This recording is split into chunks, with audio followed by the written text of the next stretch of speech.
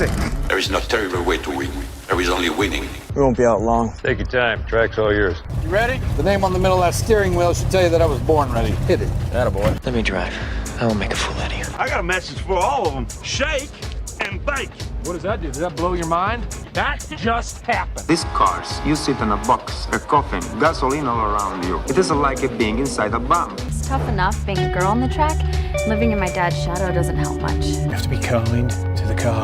You feel the poor thing groaning underneath you. No race was ever won in the first corner. I'm gonna give you an engine low to the ground, extra big oil pan that'll cut the wind from underneath you. That'll give you 30 to 40 more horsepower. Every one of us has to find a reason to do this. You do it because you're driven. Brakes are warm. Tires are warm. I'll work in the cars and I'll drive and I'll eat and sleep and I'll work in the cars and I'll drive. Damn fast, and when you run so close together, it requires fantastic concentration and rather special skills. I was beginning to think I'd never be anything more than a piston-happy lead-foot punk. Then this starts to happen. If you're going to push a piece of machinery to the limit and expect it to hold together, you have to have some sense of where that limit is. Besides, the best drivers don't dwell on the future or the past. The best drivers focus only on the present. They could never have imagined it. Those pioneers who invented the automobile, that it would possess us like this in our imaginations, our dreams. I'm gonna give you a fuel line that will hold an extra gallon of gas. I'm gonna shave half an inch off you and shape you like a bullet. Somebody put it in your mind you gotta be perfect every time out or you're a failure. Well, forget that. Just forget it. Racing is in my blood. I was put on this earth to race cars. I accept every time I get in my car. There's 20% chance I could die, and I can live with it, but not 1% more. No, Nicky, don't bring the percentages into this. Don't be a pro. The minute you do that, you kill what's good about this. You kill the sport. And at that speed, your reactions can barely keep up with these sudden changes in direction. You ready to put away your toys and grow up? You want me to work the pit and you drive? Fine, we'll try that. The car's a living, breathing thing, and she's alive. If any of us imagined, really imagined, what it would be like to go into a tree at 150 miles an hour, we would probably never get into the cars at all. None of us. Are you ready to become a real race car driver? I am just as good as anybody out there on that track, and I don't need anybody to win my races for me. I wish my daddy were alive to see this, to feel this. And when we get you primed, painted, and weighed, you'll be ready to go out on that racetrack. You hear me?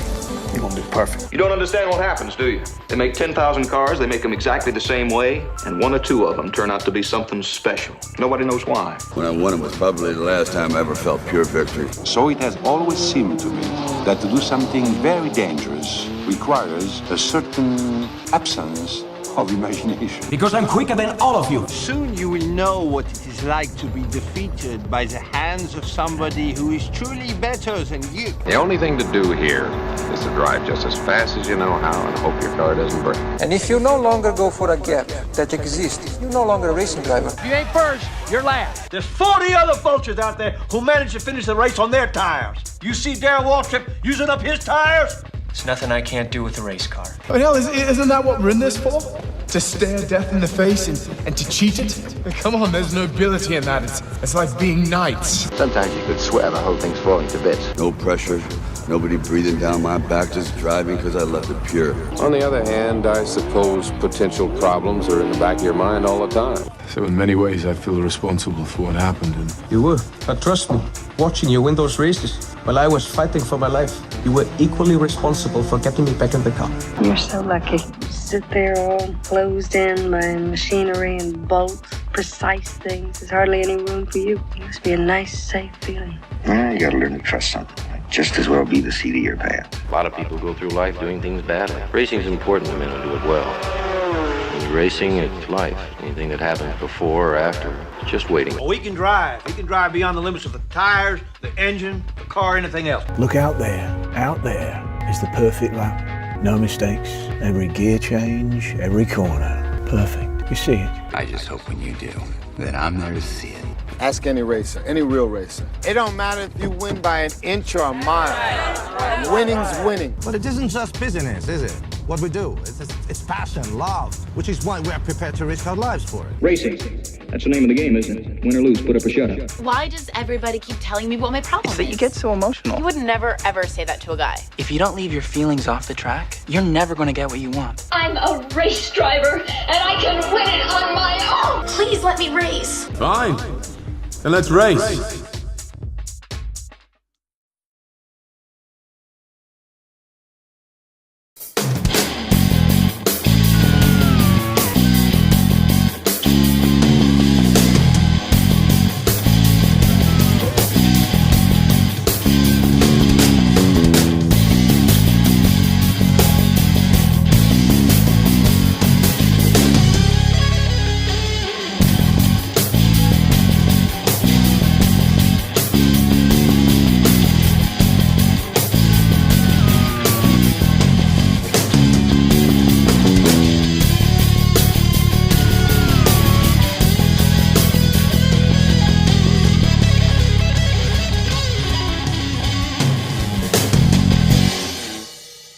Good morning, good afternoon, good evening, and once again, welcome back to the Grand Prix World Series. My name is Topher Smith, and today we are taking you to Dijon-Bourgogne, a new addition to the Grand Prix World Series calendar, and this is a special one, as it is a track that has been designed by one of our very own.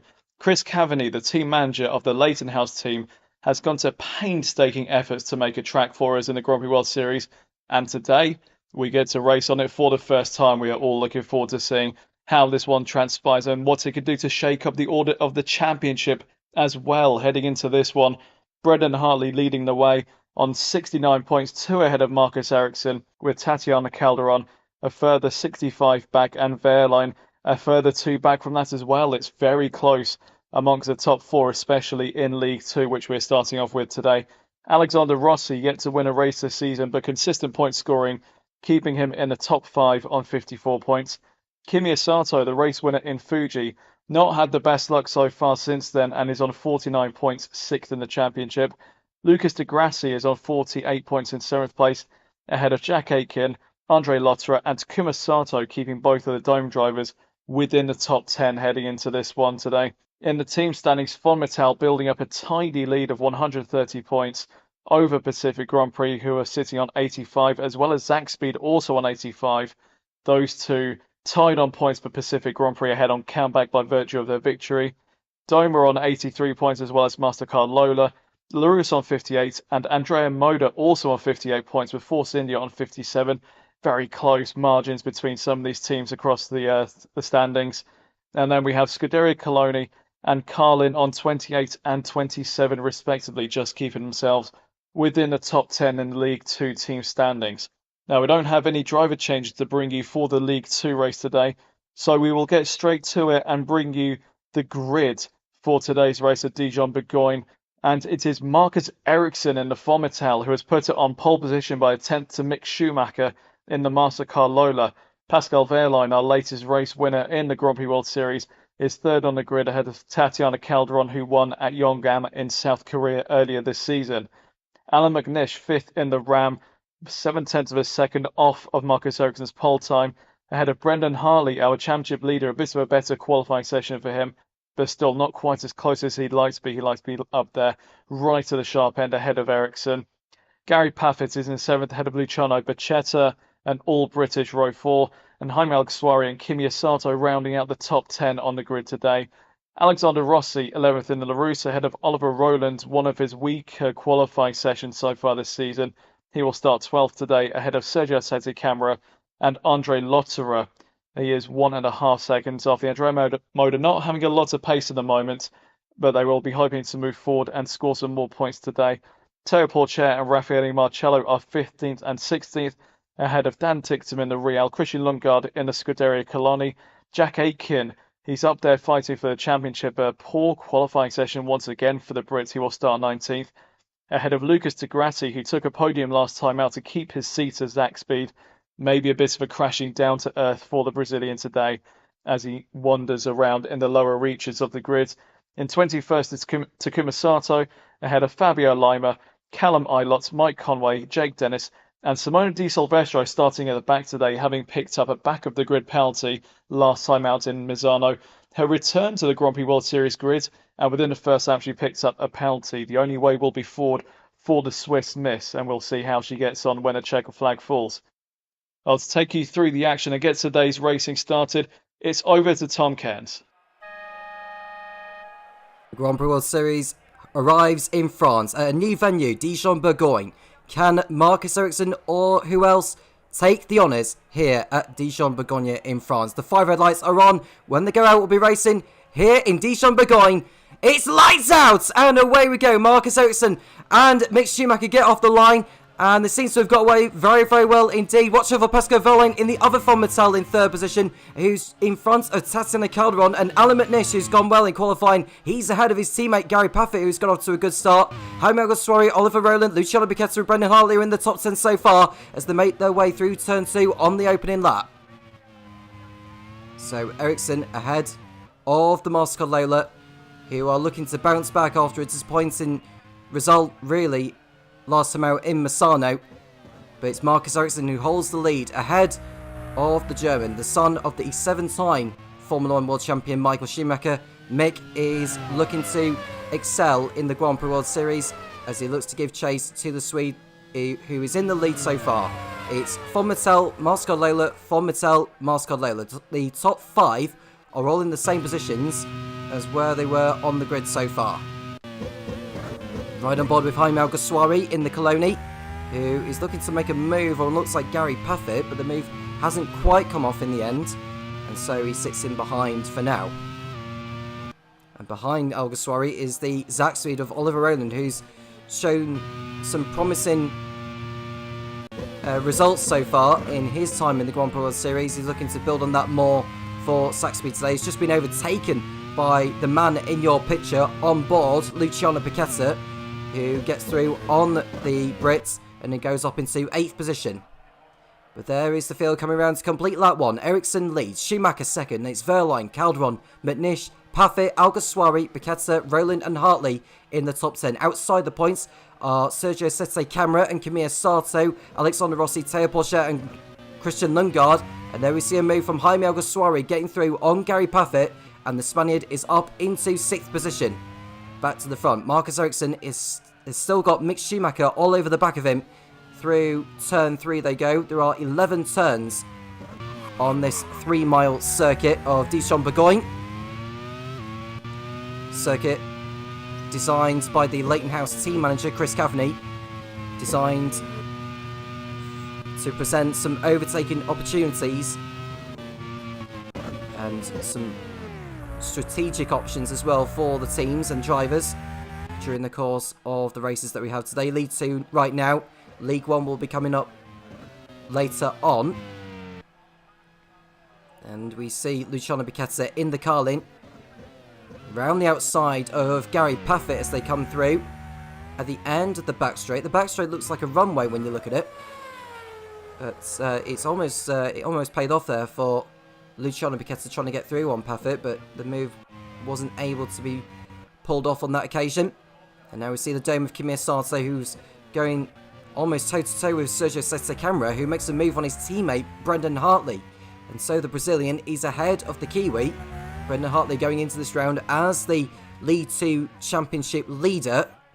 The top 4 in the championship arriving in this round, 6 points apart from from the top 4, I should say.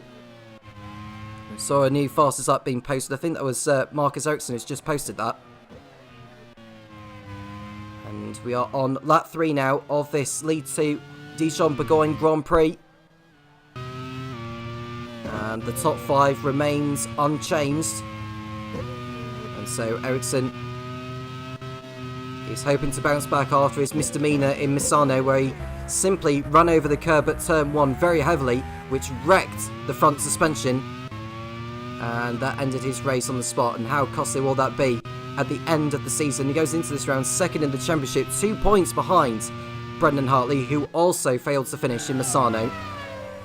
With Tatiana Calderon and Pascal Wehrlein reaping the rewards and closing in as we approach the halfway point in this third season of the Grand Prix World Series. And we see a move there from the Carlin of what looks like Luciano Piquetta getting through on Gary Paffett and moving up into 7th position, making it through on the inside this time, unlike on the previous lap. And Piquetta is through, so Paffett is beginning to struggle at the moment. And now we look at Sergio Sette Camera, who almost lined up a move there on Oliver Rowland. And further back we see Alexander Rossi. It looks like Alexander Rossi making a move there on the other Pacific, or it might have been Kamir Sardsa who's got through. But there we are, Ericsson still in the lead, and another new fastest lap, 146.6 for the Fonmetal driver. Mick Schumacher. We can't see what exactly the lap times are that he's doing. I'm sure he's keeping up with Ericsson, no problem at all. Fonmetal going into this race 45 points clear of Pacific and Sac Speed, who are 2nd and 3rd, and 47 clear of 4th place Dome. Now I will mention that the top 3 teams in League 2 will go up to League 1 next season, and the bottom 3 teams of League 1 will go the other way down to League 2. And what also is coming up after the Dijon-Bourgogne round is the mid-season test, where each of the team's test and reserve drivers will get a go in the cars, and the managers will have access to the lap times that they've been posting, which can help them decide whether any changes are needed. Lucas Di Grassi locking up there. We've just seen a replay of him locking up and remaining in front of Mike Conway. Lucas Di Grassi, who came through from 11th on the grid to 2nd last time out, making the strategy work for himself on the one stop. He was leading for a lot of the race, but until Pascal Wehrlein got through on him, around about 15 laps to go before the end of the race. And Di Grassi came home to finish 2nd on that occasion. Important result to keep hold of his drive, for now at least.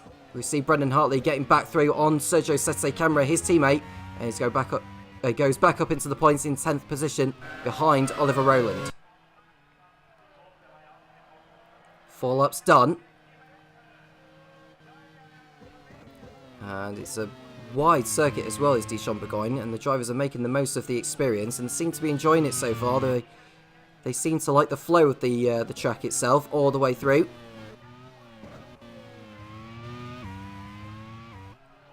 So running down on the reserve and test drivers from League 2, who will be taking part in the League 2 mid-season test. Just running through from Mastercard Lola. So we've got Sebastian Ogier, who will be in the car, along with Susie Wolf. In LaRousse, you've got Narain Karthikeyan and Jorg Muller. At Pacific, Robert Wickens and Pietro Fittipaldi.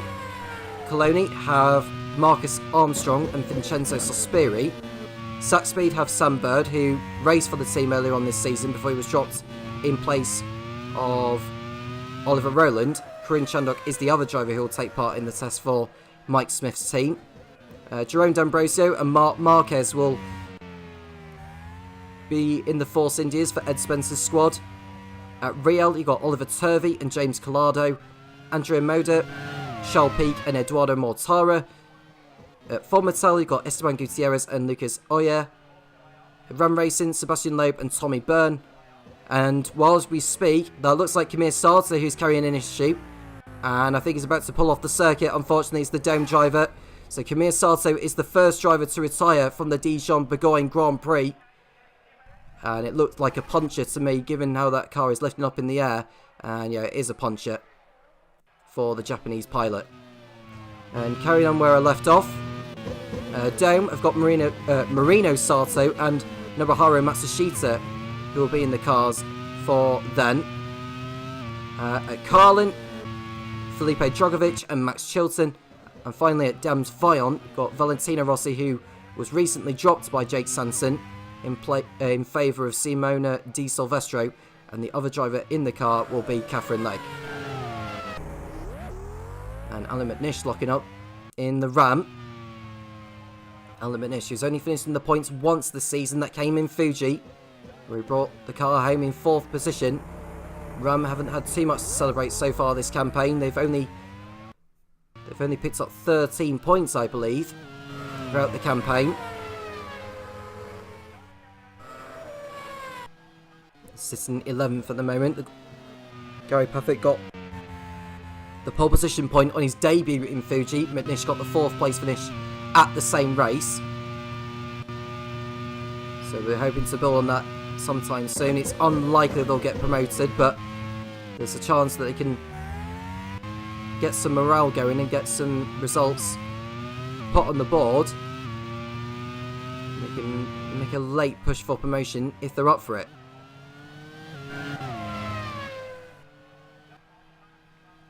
And we can see Alexander Rossi in 12th position behind Sergio Sette Camera, and further back there was a move from, well, it looked like Christian Lundgaard, who tried to make a move on Teo Pourchaire. And behind Lundgaard is Rafael Marciello, who's making his 2nd appearance in the Grand Prix World Series, racing for Force India.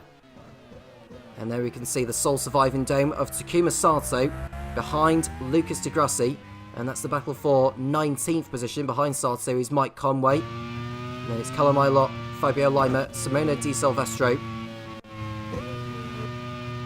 and we missed who was in 25th position. And looking at where they were on the grid in comparison to where they are right now, I think that was Jake Dennis who was at the back, who has had another qualifying session to forget. The Andrea Motors seem to be struggling recently with their qualifying performances, although Andre Lotterer qualified in 14th position and he dropped down the order at the start. So Lucy Ballwood not having the best time of it in recent races. It was looking promising at the beginning of the season for her team, but they've seemed to have dwindled in some way and allowing other teams to catch up and be ahead of him on raw pace. And there is Brendan Hartley behind the Ram of Gary Puffett for 8th position as they come out with the right-hander.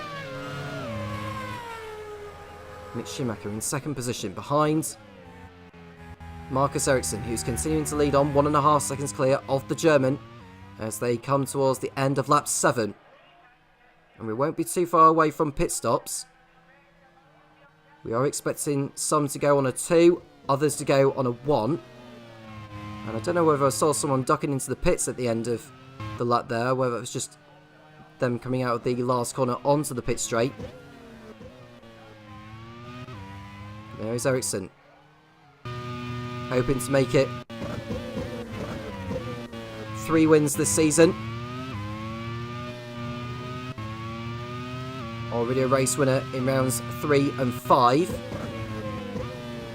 That would have been in Senthil and Kyalami. He hasn't scored a point since his win in Kyalami. He could do with making up for that here and get another win and put Formatel ever closer to promotion. And a good result for Marscod Lola could see them move up to 2nd. They only arrived, so they arrived just 2 points off 2nd place Pacific, who are also tied with Zach Speed. Marscod Lola went into this round 5th in the Sun-Ins, as we see Fabio Lima recovering from a spin. He's been in the gravel trap as the Swiss. He's getting back on the circuit now, and he's left himself with too much to do. And he'll have to hope for a lot of misfortune from others later on in the Dijon-Bourgogne Grand Prix of League 2. Ericsson, 1.5 seconds clear of Schumacher as Hartley continues to battle it out with Puffett. He tried to make a move on him at the end of the back straight.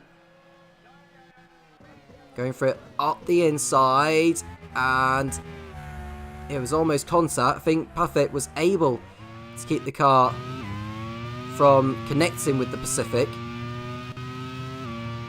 So Hartley losing a bit of time there, losing a little bit of ground, which he'll have to try and make up. But he needs to also defend from Oliver Rowland, who will have caught up to him. And now we're right on board with the Real of Dan Tipton, who's having a better time of it so far, and he's just got past Rafael Marciello. And it looks like a problem there for Takuma Sato, and it looks like Dome's race is going to end after only 7 laps. David Young's cars are already out, and that's a huge setback in their push for promotion. Both of the domes are out of the race. And we see Simona Di Silvestro in the Dams final making a move on what looks like Calamilot. Not able to make the move stick. She served the back of the grid job as Alguersuari runs wide but gets away with it. What I was going to say with Di Silvestro is that she got a back of the grid drop for her involvement in the Constantina collision with Dan Tixon and Takuma Sato on the opening lap in Misano last time out. She doesn't seem to be too fussed with all that. Oh, and there's an incident involving Jack Aiken and Andre Lotterer. We're seeing a replay. Now, who was at fault for this one? We are about to have a look. Although, you have to say maybe Aiken cuts across on Lotterer too late. So we'll see what the stewards say on that one. We'll ride on board with Lotterer to see what happened from his perspective. So he's doing everything right. Although Aiken ran wide and cut across on Lotterer as he rejoined. Now, if I was to put the blame on anyone there, I'd probably have to say Jack Aiken. Although he's lost ground because of the collision. So the stewards may not take any action to that. And it's actually a time penalty and a back of the grid shot for Lotterer, which is an interesting one. So, subject to appeal, Andre Lotterer will have 10 seconds added to his race time. And we'll start from the back of the grid at the next round in Brands Hatch. We see Rossi getting through on Oliver Rowland up to 11th position. Rowland beginning to struggle at the moment. Hartley is ahead of Paffett now into 8th place. Right on board with Mick Schumacher. We're around about a quarter of the way through this lead to Dijon-Bourgogne Grand Prix. And we won't be too far away from pit stops. Now, who will duck into the pits first and how long will they be in the pits for? That's something we will want to know in due course. Pascal Wehrlein in P3, doing very well indeed, as is Dan Tixon, who's trying to make his way through the field on Christian Lundgaard, but can't make the move stick. Riel, who scored their first point in the last 6 races in Misano, thanks to Mike Conway bringing the car home in 10th position. Tixon, I think, ended up 12th on the classification after needing to pit in at the end of lap 1 for a new nose. He recovered rather well, did the young Brit. And now he's looking to make his way through on Christian Lundgaard anytime soon. But there is Ericsson in P1. And it's Mick Schumacher second. It's Pascal Wehrlein and Tessina Calderon. The Fonmatels and the MasterCard Lolas occupying the top 4 positions as we speak.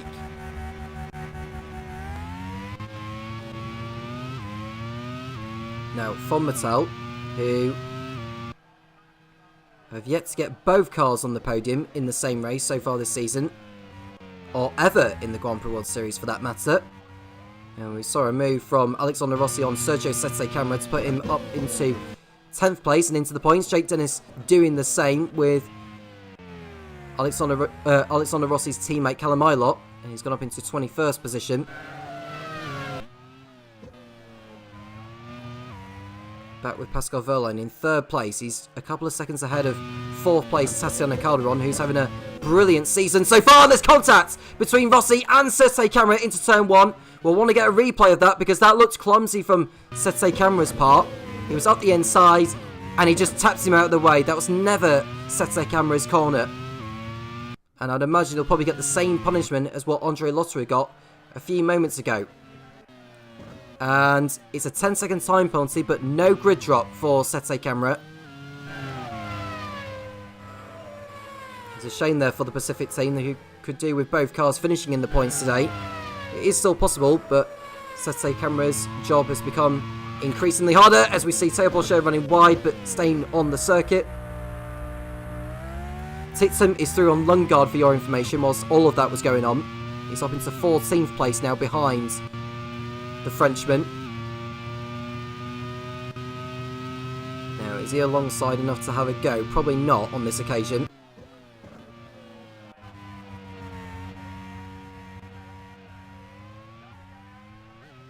We're on lap 11. Ericsson leading Schumacher, leading Verline, leading Calderon. Eliminich doing a fine job in the Ram in 5th position is the Scotsman. And it's Alguersuari, Bichetta, Hartley, Paffett and Sete Camera in the top 10. If the race was to finish as it is, Alexander Rossi would inherit the final point. The fastest lap and pole position points are occupied by Marcus Ericsson. It's certain that Marcus Ericsson will keep the pole position point because he started the race from there.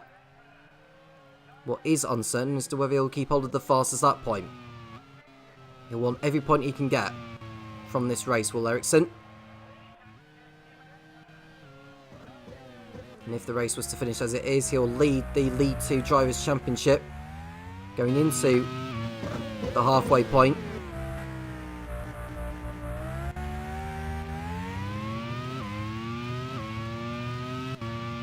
We're on lap 12 now. 1.3 seconds is the margin between the top two.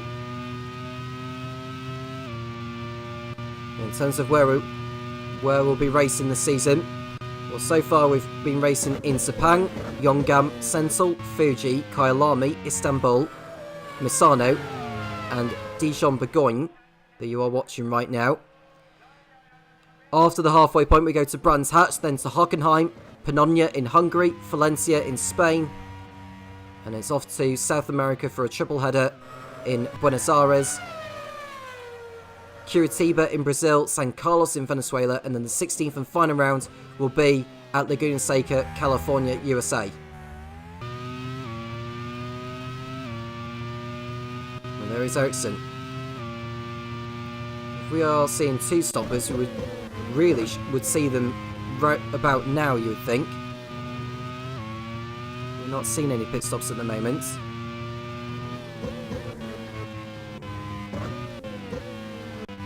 We're right on board with Marcus Ericsson, who's continuing to lead, making good use of it so far. And further back we see his German teammate Pascal Wehrlein holding up Tatiana Calderon. And Alan McNish is doing his best to keep up with them as well. And looking at the pace from Ericsson down, I mean, if you look at where Brendan Hartley is in 8th, he's already 27 seconds behind. We're on lap 13. So he's losing, on average, more than 2 seconds a lap on the leader.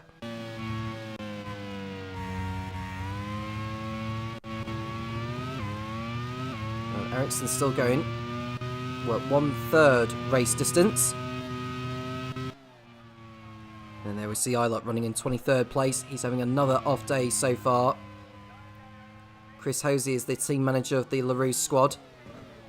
And Eilert hasn't exactly been putting in the performances that he'd have been after. Alexander Rossi has been doing that more often than he has. But there is Wehrlein running in 3rd place.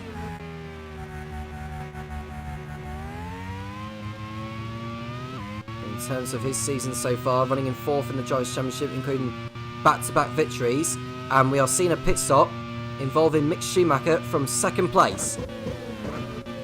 Now, vitally important he gets out in clean air, does Mick. He was running about 1.5 seconds behind Ericsson when he came in. Alguersuari and Bichetta are also in for their first pit stops. And Mick Schumacher will get out ahead of Gary Paffett in clean air. That's important for him. Now, what does Ericsson decide to do? Does he respond by pitting in? Or does he carry on out there and stick with his own strategy? We just saw a move there from Gary Paffett, or Sergio Sete Camera trying to make a move on Paffett into turn 2, which didn't come off. So it'll probably take around about 30 seconds to do a pit stop and come back out again. Just looking to see where Mick Schumacher is as he comes through sector 2. And I'd imagine on the fresher tyres he'll be going a lot quicker than what Ericsson will be doing. Yeah, he's cut down the gap by a couple of tenths in the last sector. So if I was Ericsson, I would consider pitting in this lap. So Fonmetal 1 and 2 on track. And now we see Paqueta getting through on Ilott just after his stop there. Brendan Hartley also came into the pits for your information, as did Lucas Di Grassi and Andre Lotterer, I believe. And so Marcus Ericsson comes into the pits, as does Tatiana Calderon, which hands the lead over to Pascal Wehrlein. Alan McNish is in also, but Roland won't be getting to the checker flag. And he's not going to be able to get back to the pits either, so for the first time in his Grand Prix World Series career, Oliver Roland is not going to finish. And it's a shame there, because they're running up very well in the points, and it's an engine problem for the Brit. The third driver to retire from the race. And there's Ericsson getting out just in front of Schumacher there. And it was almost a collision between the pair of them there. And Schumacher ran wide to avoid contact there with the Swede. He will not like that one bit. But they're closer now than where they were before the pit stops had begun. Calderon rejoined behind Pourchaire in 6th place. She'll be on the fresher tyres though, so she should make light work of the Frenchman in due course.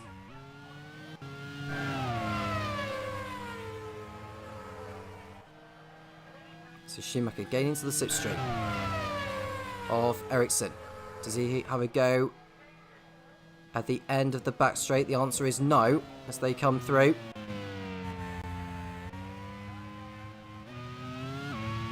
So they come through once more. And you can see Roland's stricken Zach speed blowing off at the hairpin. Lucas Di Grassi left to salvage what he can find as Wehrlein comes into the pits at the end of lap 15. Ericsson will take back over the race lead. Now Wehrlein's pit stop is an important one because he's in the fight with Tatiana Calderon, who came in the lap before, as Alguersuari gets through on Mike Conway for P10.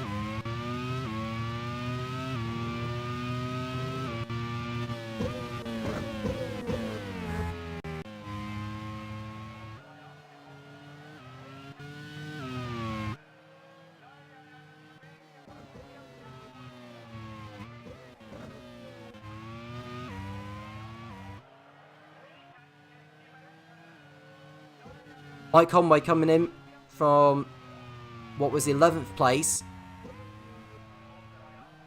He's hoping to salvage something from this one to build on where he ended up in Misano. He got a point out of it, which is Rial's 2nd point of the season. As we see Alan McNish getting held up behind Rafael Marciello. There's Ericsson ahead of Mick Schumacher. At the end of the back straight, we should see a move from Tatiana Calderon in a moment, and there she is. She was not able to get in front of Wehrlein, and that was because she got held up behind Pourchaire. Not anymore now, though. She's through ahead of him. And Gary Paffett, of all drivers, is through on Wehrlein and Calderon because he pitted in before they did. And he was able to take advantage of that by completing an undercut. So he's ahead of them on merit, is Paffett, and up into 3rd place. As we see Rossi think about a move on Lima, who has had a race to forget so far.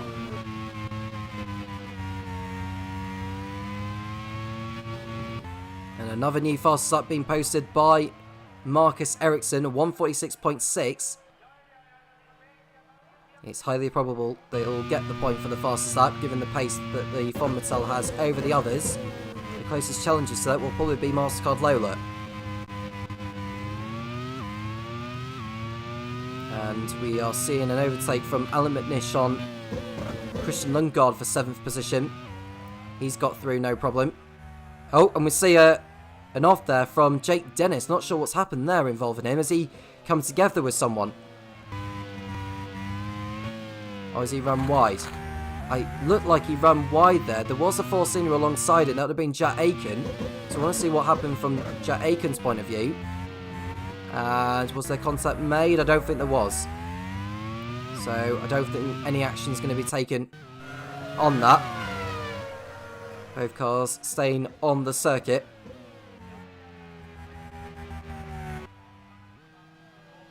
Ericsson and Schumacher separated by just under a second on lap 17.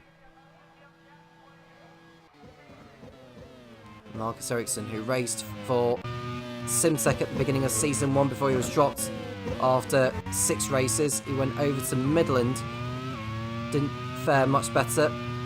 He set out Season 2 after no one had offered him a drive to race for them, and then Ewan Gale called him up and the Fonmatel squad, and he's most certainly made the most of the opportunity.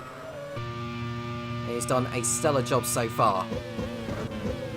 Gary Puffer in P3 ahead of Pascal Wehrlein, who is very much under threat now from Tatiana Calderon.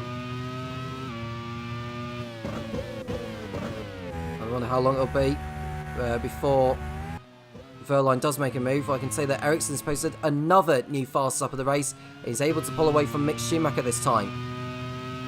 And now we see Pascal Wehrlein, who's pulled out of the slipstream on Paffett, and he's through ahead of him into turn 1, is he? Yeah, he's through, no problem.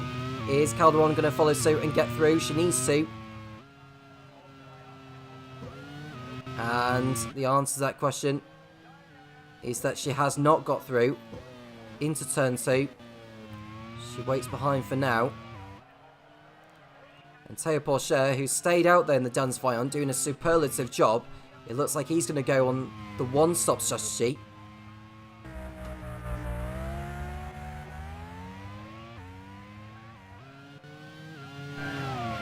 We go back with Pascal Wehrlein, and further behind is the Ram of Gary Paffett, and it looks like Calderon is going to be pulling alongside now, which she is. And so Paffett, oh, that was a little bit naughty that from Calderon, the way she moved across on the ramp. Although she was through on that occasion, but that was a little bit marginal there from Calderon, who goes up into 4th place now. Gary Paffett dropping down to 5th.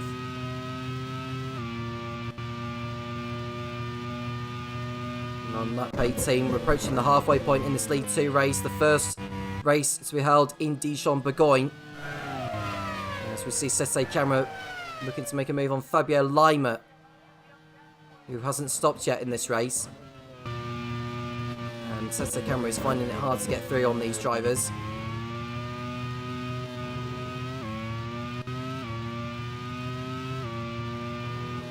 And 1.6 seconds is the margin between Ericsson and Schumacher.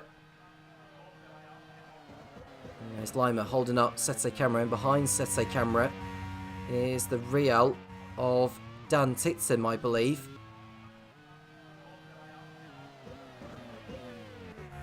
And Ericsson continuing to pull away as we watch Brendan Hartley getting through on Callum Ilott now for 12th place, or does he? Because Ilott is able to hold him off for now and stay ahead for the time being, but how long will it be before Hartley gets through on the LaRousse?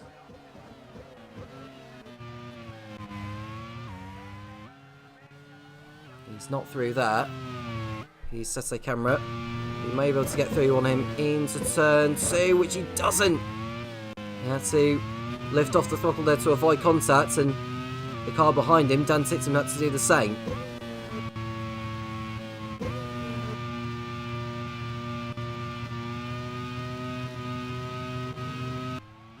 We're on lap 19 as we watch on in Dijon-Bourgogne.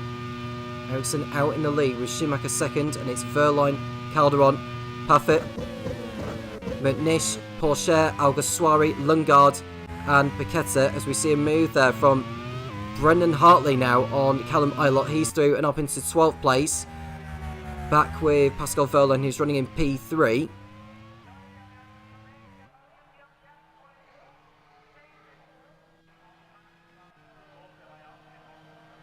And we should start to see the one-stoppers making their moves very, very shortly. And Lucas Di Grassi is under attack from the Andrea Moda of, I think that's Jake Dennis who's battling with there, might be wrong.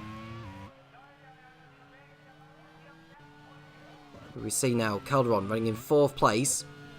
And it's Gary Paffett, Manish, the 2 Rams in the top 6, which is good to see. Ross McGregor.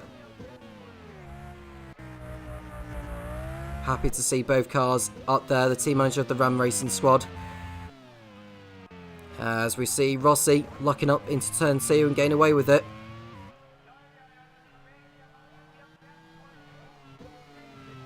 Now the top 4 all pitted, as did Paffett and McNish. It'll be interesting to see where they all end up after their second stops are completed compared to the one stoppers. We see a move from Alan McNish on Gary Paffett into the right-hander after the back straight. And that's a change of position between those two. McNish ahead of Paffett into 5th position.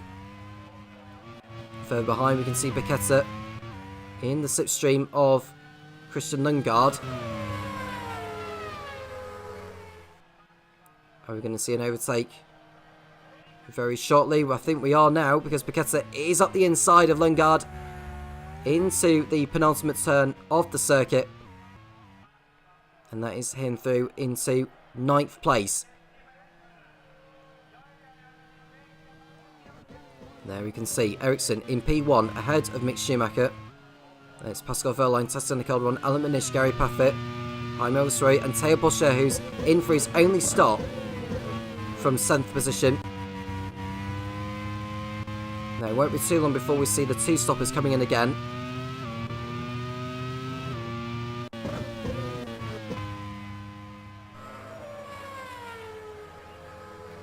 So where will Porsche come back out in all of this?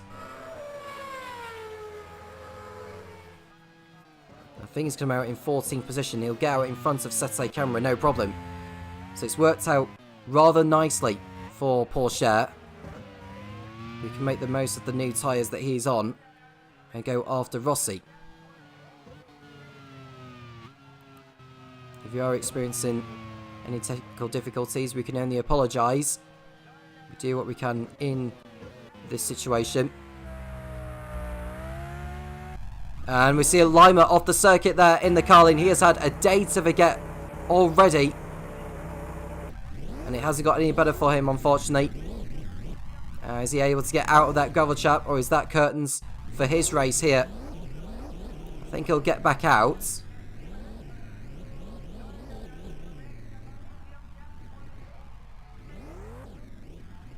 And a little bit of time for him to get out of there. And oh, he's gone back in again as Lima. It's costing horribly here. He's not doing his team any favours here with the way he's performing in the gravel trap. And he's spun the car around as he's trying to rejoin. So Lima will get back out on the circuit very, very shortly here. And he's going round the wrong way on the circuit. Now this is really terrible to see here from Fabio Lima. And I would think he is going to be under investigation for that. Because he's handled this situation very, very poorly. And it's not good driving standards either. And he's out of the race now, is Lima. So he goes no further in this race. And we'll look to see what the stewards make of that particular incident involving him.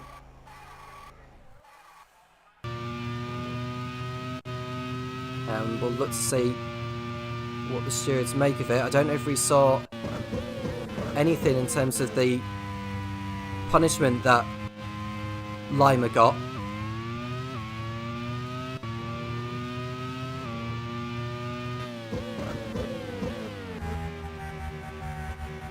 So just finding out what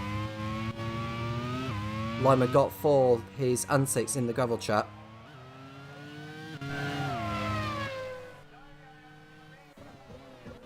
So we're on lap 22, or just completed lap 22. And Ericsson continuing to lead ahead of Mick, with Pascal Wehrlein in 3rd place. With Calderon 4th, McNish 5th. It's Alguersuari, Becchetta, Lundgaard, Hartley and Rossi in the top 10.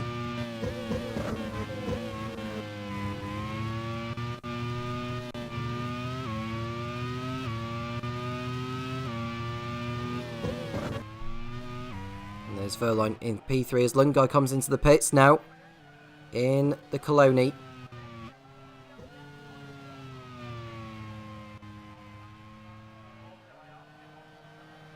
And Paffett rejoined ahead of Pourchaire after his trip to the pits.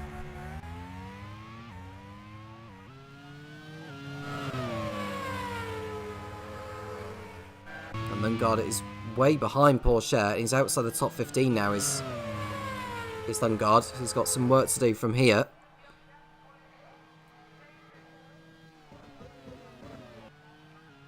And Lundgaard is about to be overtaken, I think, by Rafael Marcello. 4 drivers out of the race so far: Fabio Lima, Oliver Rowland, Takuma Sato and Kamiya Sato. 22 still going. Callum Ilott in 22nd and last place behind Jake Dennis.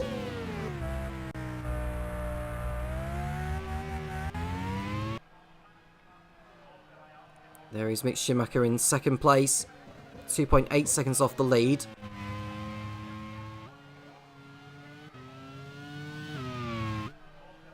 Doing all he can for the time being. But it won't be too long before the second stops arrive.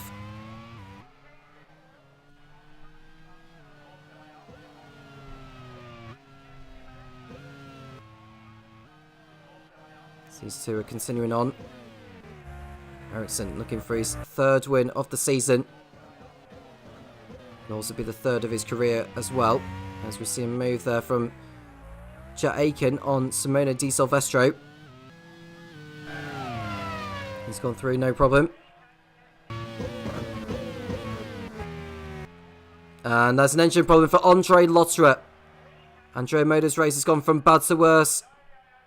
I don't think he's going to be able to get back to the pits, or is he?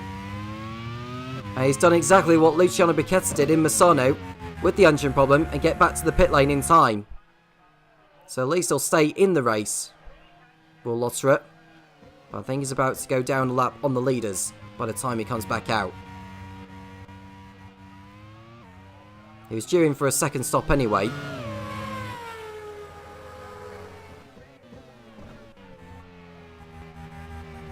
And there are the leaders who are coming round to lap him now whilst he is in the pits.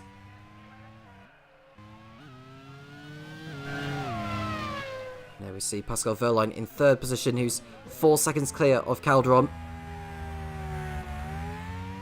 Not doing much to close the gap. And we see Rafael Marcello in 18th position behind Di Silvestro.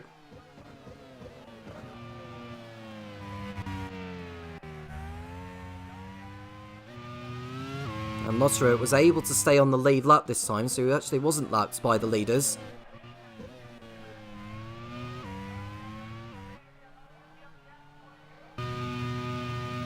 There's Lundgaard up the inside of Di Silvestro, who's lost another position, this time to the Colony.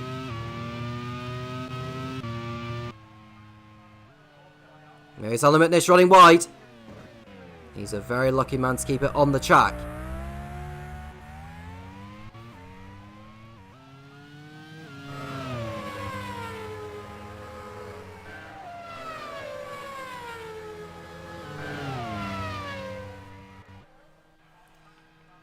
So Mick Schumacher in 2nd place, still looking good for his best result in the Grand Prix World Series so far.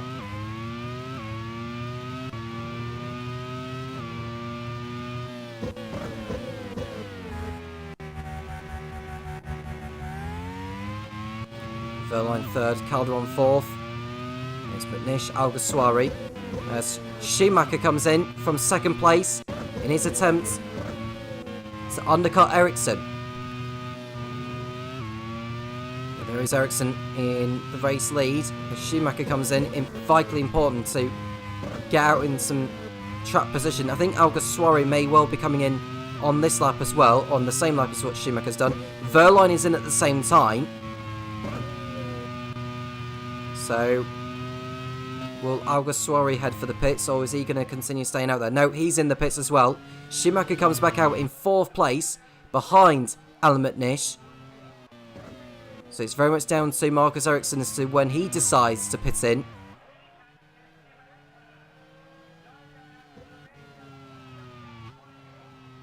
Marcus Ericsson, sorry, who decides to pit in. Sorry, Pascal Wehrlein is in the pits. And he's got out in behind Brendan Hartley. I think with Ericsson coming up to lap Andre Lotterer, I think now is the time to head for the pit lane. You can see plenty of drivers in the pits, including Dan Titsum, Chet Aiken as well.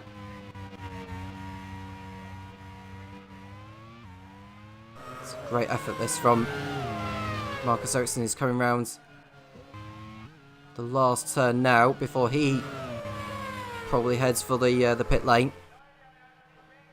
Which means we could well see Tatiana Calderon take the lead for now. Now Ericsson is in the pits for his final stop at the end of lap 26. Now Calderon is coming through. She heading for the pit lane as well. She heading for the pit lane, I should say. Yep, she's doing so, and so is Alan McNish. So Mick Schumacher, who's coming round the pit straight now, is he going to get in front of Ericsson? It's going to be close. Ericsson is leaving the pits now, and I think he's going to be more than enough ahead of the German.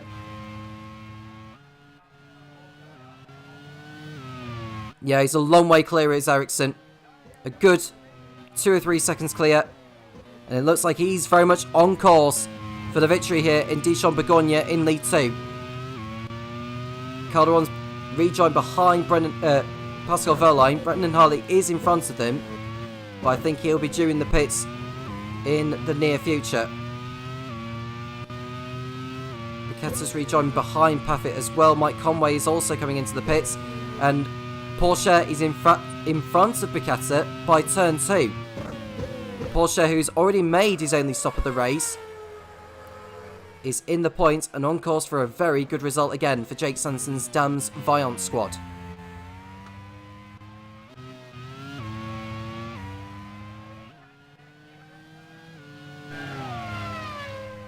So everyone is completing their last stops.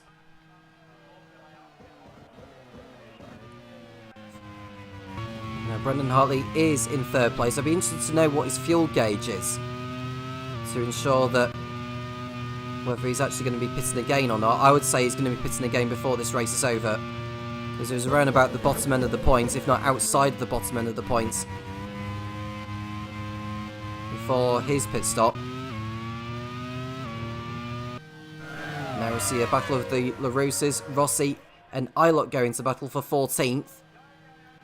Rossi going to the outside. Is he going to be able to make the move? He goes to the outside, keeps his foot in there.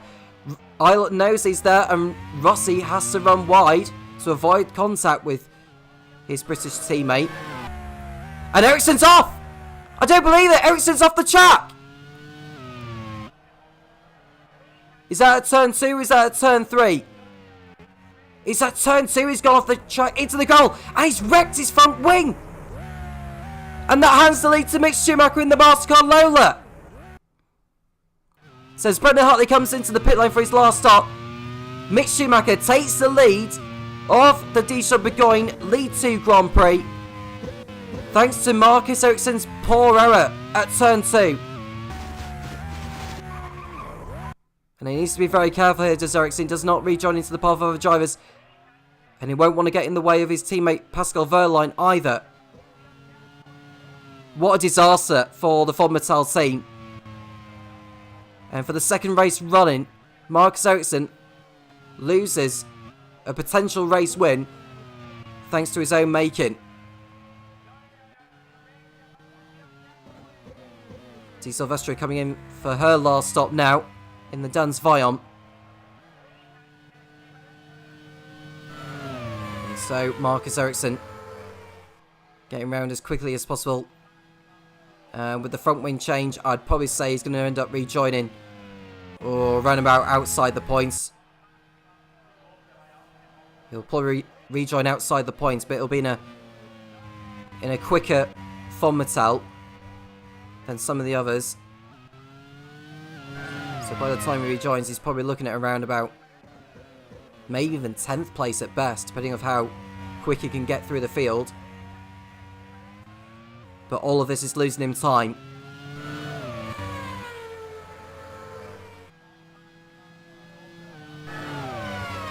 So Marcus Ericsson will come in from second place, and Verline will go up into second, and Calderon up to third place in the MasterCard Lola, and that potentially changes things in the team's championship as well as the drivers.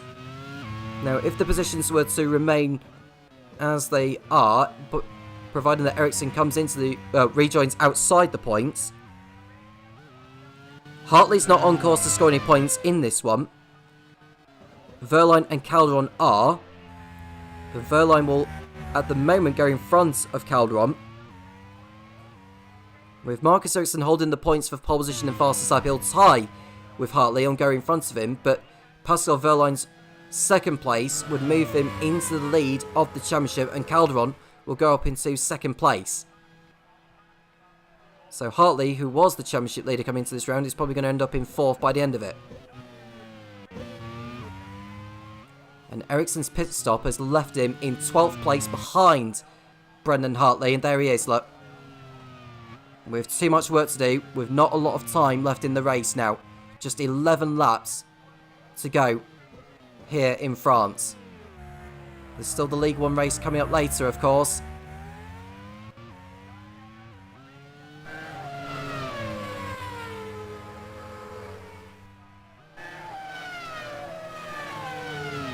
.18 is the margin that Mick Schumacher has over Pascal Verline. He can afford to take it very easy from now until the checker flag. MasterCard Lola look to be getting their second victory of the season, and that's an engine problem for Simona Di Silvestro, and she had only just pitted as well, and she's not going to be making it to the end of this race, unfortunately, which is a shame. Very much getting stuck in with the rest of them is Di Silvestro, which is great to see, which is something that Valentina Rossi was not really able to do, as the yellow flags are out there for Mick Schumacher to be aware of her presence getting off the circuit. As Luciano Becchetta looks to get through on Gary Paffett into turn 1.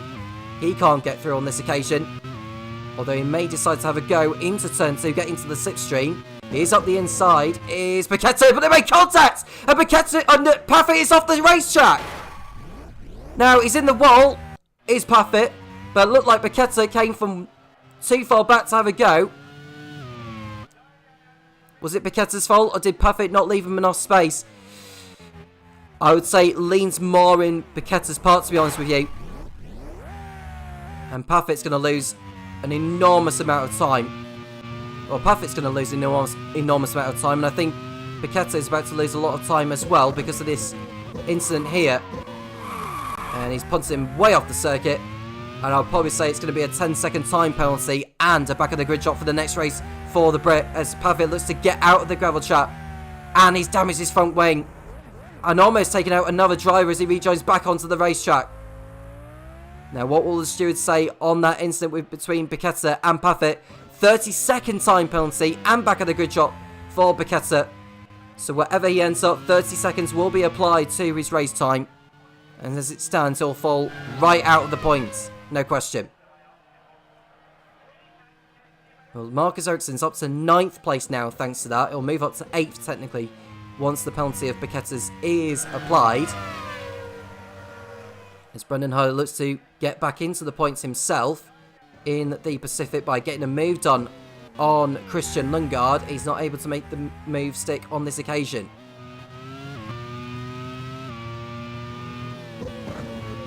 And through all this, Alguersuari has found himself up in 5th place in the Colonia, which is good to see from him by his standards, as Ericsson gets through on Marcello and up to 8th place. An important move for him. Marcello running up there in 9th place for Force India. His teammate Jack Aiken is well out of the top 15, not looking like he's going to be scoring anything from this. And Paffett will be making his way into the pits at the end of the lap he's just about to complete. And he'll fall right to the back of the field now. Might even try and go for the fastest lap if he's lucky enough. That's as good as it will get for him here. And Porsche is in P7 on track, will be promoted to P6. And so, Pascal Wehrlein is now 19 seconds behind Schumacher. Looking good for second place and the lead of the championship.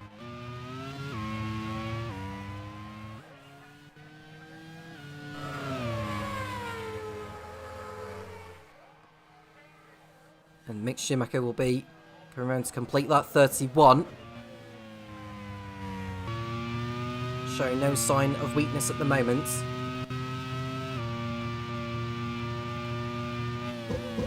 I think Paffett rejoined in front of Schumacher as he rejoins, so he's not down a lap. So he can try and get something out of this by going for the fastest lap, because you can get a point for setting the fastest lap regardless of where you finish in a Grand Prix World Series race. Calderon in P3. Elimination in P4. There's Alguersuari in P5. Becchetta, you can see in your picture, locking up into the last turn, is in P6. As it stands with his 30-second time penalty, he'll drop to 14th. So he needs to bridge a gap as much as possible, pull away as much as possible over those behind. Christian Lundgaard, who's running in 10th place, or Brendan Hartley's running in 11th, are only 13 seconds behind Becchetta. And Becchetta's not going to have enough time to make up the margin to stay in the points. And Hartley getting through on Lundgaard into turn 2, providing they don't make contact. And he wasn't able to get through on this occasion. There's Calderon in P3, 6 seconds behind Wehrlein as Tickton runs wide at turn 1, but stays on the circuit.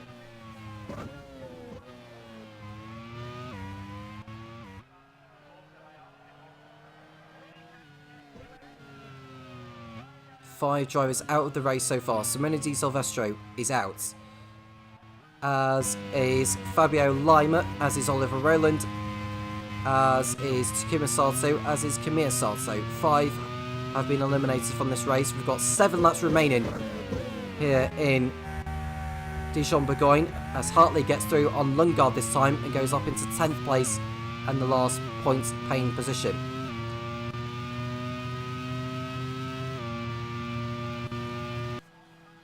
But Lundgaard is fighting back on Hartley. Is he through on this occasion? It almost looked like he was for a moment, but I think Hartley had been able to resist. Di Grassi locking up into the hairpin on the exit of the backstretch. We're just getting a replay of it, or we're getting a replay of the overtake from Lundgaard on Hartley.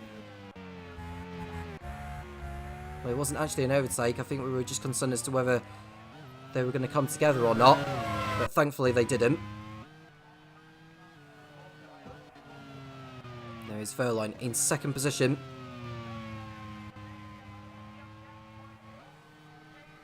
Marcus Ericsson's running in 8th place, just a couple of seconds behind Porsche, but he's on fresher tyres than the Dams Vaillant. So he's looking at a net P6, is the Swede. I don't think he's going to have enough time to catch Jaime Alguersuari. So should he get 6th place, that will give Von Mattel at the moment 28 points. Mascarello would collect 40. So Mascarello would close the gap down by 12 points. And the gap before today's race was 45. It would come down to 33. With Mascarello going up into second place in the team's championship, and more importantly in the promotion places. Dome are not going to be scoring today, and Zach Speed at the moment are not going to be scoring either.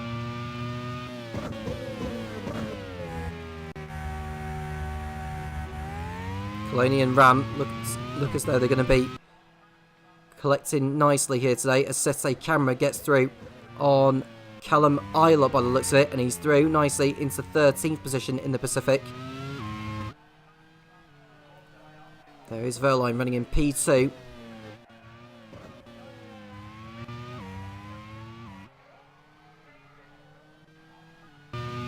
As we see Ericsson going for the move on Porsche on the pit straight on lap 34, and he's through, and the overtake is done before the corner.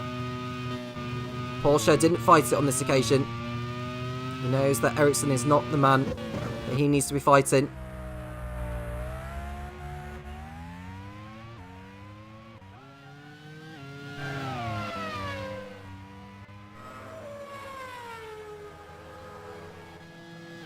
round to go now in this one.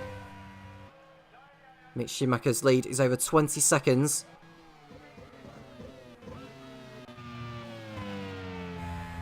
I'd be interested to know how Gary Paffett's getting on with his pace, because he's trying to recover from his error, or from the collision he had with Luciano Becchetta. Now Becchetta's penalty would at the moment drop him to 13th. He's 4 seconds clear of Ericsson on track.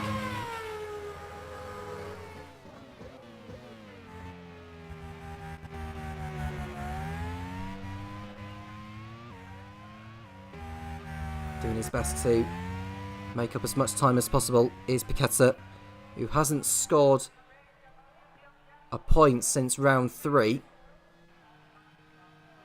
Well, he actually did score last time out, I should say, in Misano, which was a 7th place finish after the engine problem he had, which made him pit. But at the moment, with the time penalty he's got, it doesn't look like he's going to be keeping hold of a point scoring position here.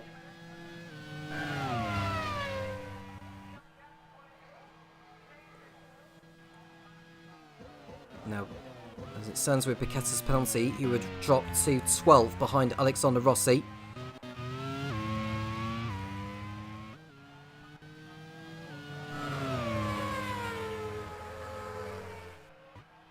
And there we can see Mick Schumacher. That was Gary Paffett in the foreground there. Mick Schumacher not too far away from lapping him.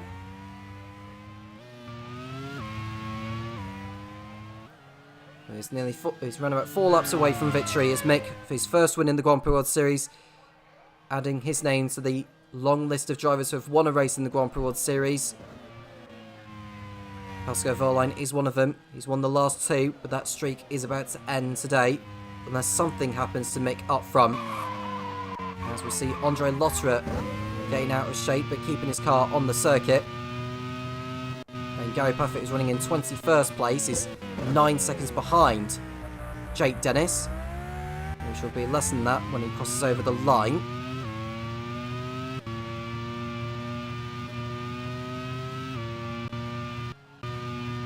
As we see Mick continuing on in first place, and Marcel Lola, team manager Marcus Johansson, are going to be celebrating at the moment. And this will be an important one to see them close down the gap to Von Mattel in the team's championship and boosting their hopes for promotion. And I suppose this result for Von Mattel won't be too bad for them either, because Dome and Zaxby won't be scoring points from this race, and so they can bridge further away from them in their quest to seal promotion sooner rather than later. But we are only at the halfway point in the championship, and there's still time for everything to change. And Ericsson's now 2.2 seconds behind Becchetta.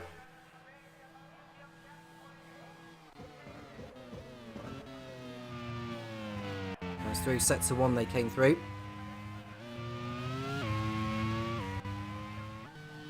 And we are seeing an overtake from Ericsson now on Becchetta. Becchetta was rather slow actually on that back straight. He was not going very fast on that back straight, was the Brit. I'm interested to know what's happening with the car at the moment. He'll probably need to go into the pit lane to get some repair work done, unless the car is terminal for it to be repaired.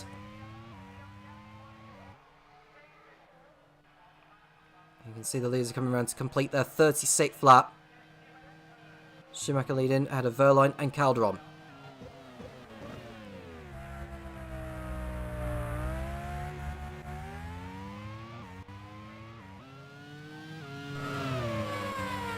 In the final 3 laps of this race now.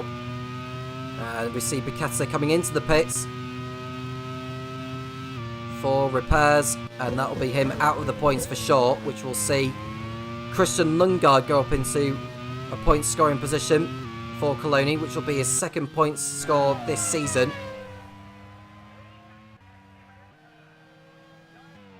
And Jake Dennis is going to be pulling off with an engine issue here in the Andrea Moda. It's been a race to forget for him, unfortunately, and that's another retirement for his campaign An engine problem there for the Brit. So he is gone. I think he'll still be classified as a finisher. As we see Dan Tixon nearly coming together with Callum Ilott. Getting away with it. Piquetto's just done his pit stop now. He's behind them, but he'll still have a 30-second time penalty applied to his time, which will probably send him down to last place. We see Hartley in the closing stages making a move on Raffaele Marciello for 8th position, and he's done it. Another couple of points heading in the way of the Kiwi and for the Pacific team. Teo Borcher running in 7th place there. Marcus Ericsson in 6th. 10 seconds behind Jaime Alguersuari with only 2 laps left.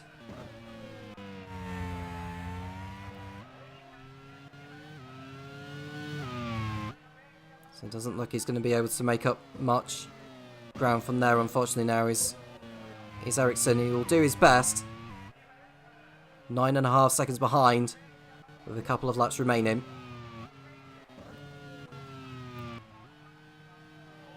Calderon will go to the podium for the first time since she won in Yongam in round 2. It was a fabulous result on that occasion for the Colombian, becoming the first woman to win in the Grand Prix World Series. We hope to see more of that in the near future, not just from her, but from other women involved in the Grand Prix World Series, including Simona Di Silvestro, Susie Wolff. And next season, we could well see a change in criteria where the team managers can literally pick any driver competing in a professional championship to race in the Grand Prix World Series, which would be very, very exciting. And I expect to see a lot of new names on the Grand Prix World Series grid next season. And we're right on board with Dan Tixon, trying to get through on Callum Ilott for the race lead. As Mick Schumacher has started the final lap of the race now. And there we can see Piquetto is trying to get through on Tixon. Round the outside he goes. Is he going to be able to pull off the move before the corner? I think he has done. Unless Tixon has other ideas and he's able to stay in front of Piquetto on this occasion. There is Calderon running in P3, looking very good. She's 3 seconds clear of Alan McNish, which is all she needs in order to win this one. And then there's a problem for Jack Aiken in the Force India in the closing stages of the race. And he is going to be out yet again before the checker flag.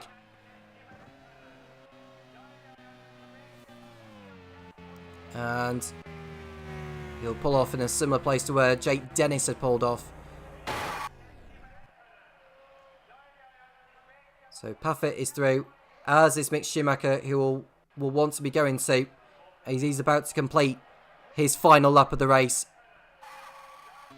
So Mick Schumacher, in his 4th Grand Prix World Series race, is about to come through and call himself a Grand Prix World Series race winner. He wins the lead to Dijon-Bourgogne Grand Prix in France.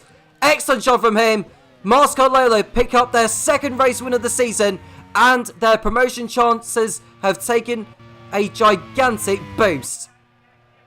24 seconds behind will be Pascal Wehrlein, who will pick up another podium finish, and he moves into the lead of the Drivers' Championship in League 2 with this result. 2nd place for him here. Tatiana Calderon making it 2 Mascot Lola cars on the podium. What a day for Marcus Johansson, the team manager. Alan McNish 4th, Jaime Alguersuari in a superb 5th place, and then in 6th, what really should have been the race winner, or who should have been the race winner, Marcus Ericsson. But those points could come crucial at the end of the season. Teo Porcher, another great result from him, or for him, in the Dams Viom. Jake Sanson will be very happy with this, as the Frenchman comes home in P7 ahead of Brendan Hartley. Raffaele Marciello and Christian Lungar will be the rest of those scoring points. Marcus Ericsson will keep hold of the points for fast lap and pole position. So we've just seen the rest of the drivers crossing in the line. Alexander Rossi in 11th. Sergio Sette Camera will be 12th. Luciano Piquetto will cross the line in 13th, but will drop back because of his penalty. So Ilott will be 13th, ahead of Dan Tixon.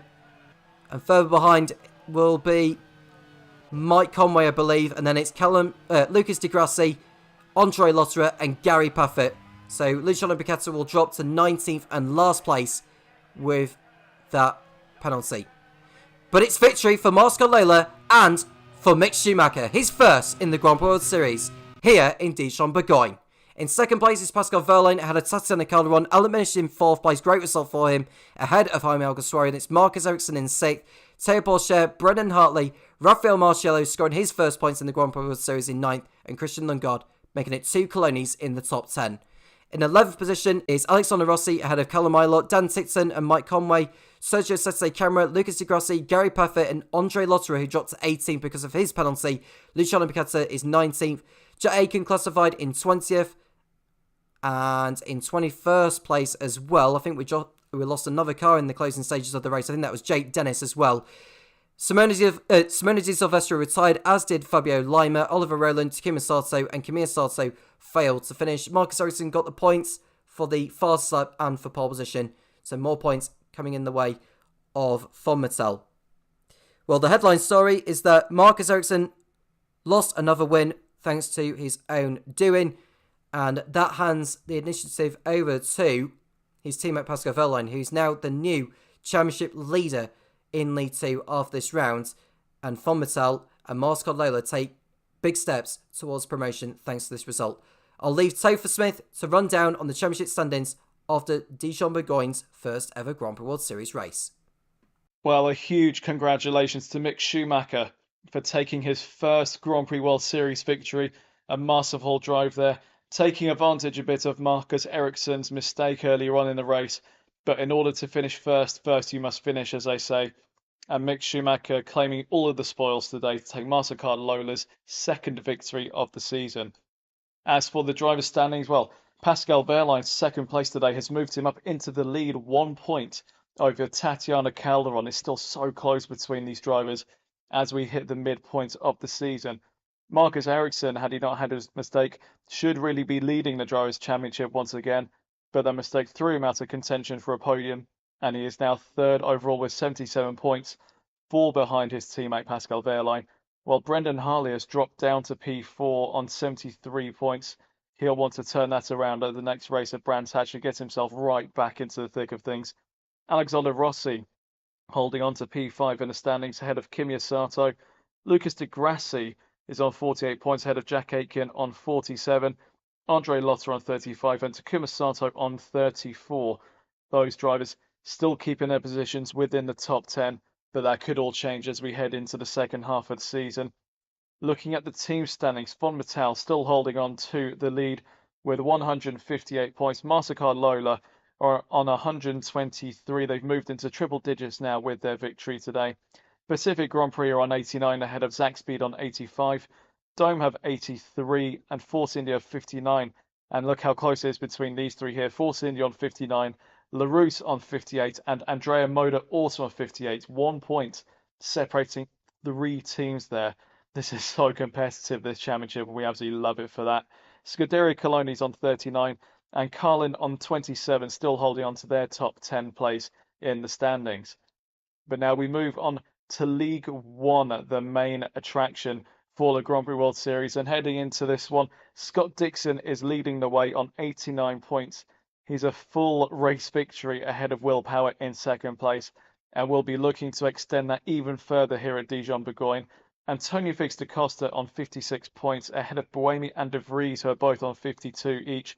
Roman Grosjean hasn't won a race yet this season, but is still holding on to 50 points in sixth place. Some very consistent point scoring for the Manor driver there.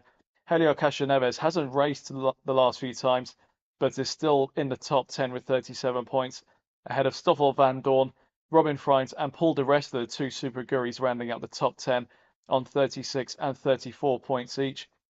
As far as the League 1 team standings are concerned, Leighton House ahead on 153, Simtek are on 125, and Minardi on 116. Those 3 teams very much leading the way so far this season, all of them in triple digits, all of them race winners this season, and it's going to get even more competitive as we get further into this championship.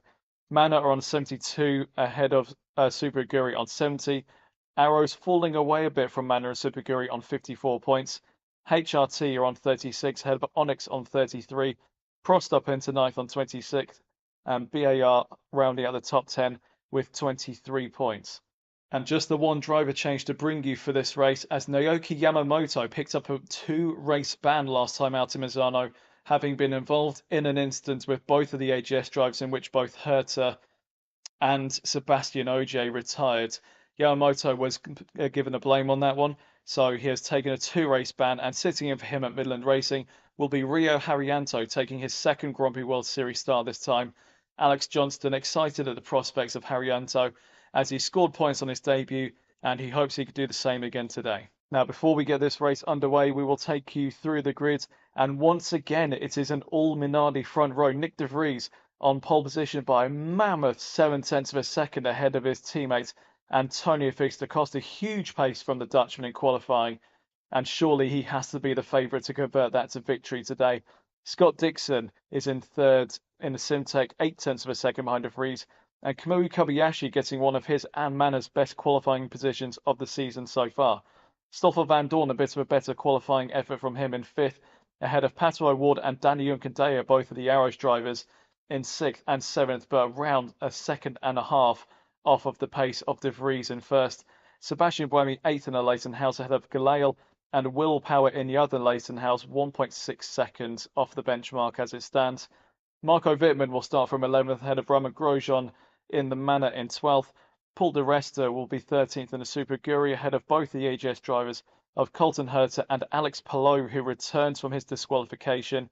Sebastian Bourdais is in the Onyx and will start 16th, ahead of Felipe Nasr in the Midland in 17th, 2 HRTs of Sutil and Lynn 18th and 19th, and Latifi will go from 20th in the BAR, 2.2 seconds off of the lead there.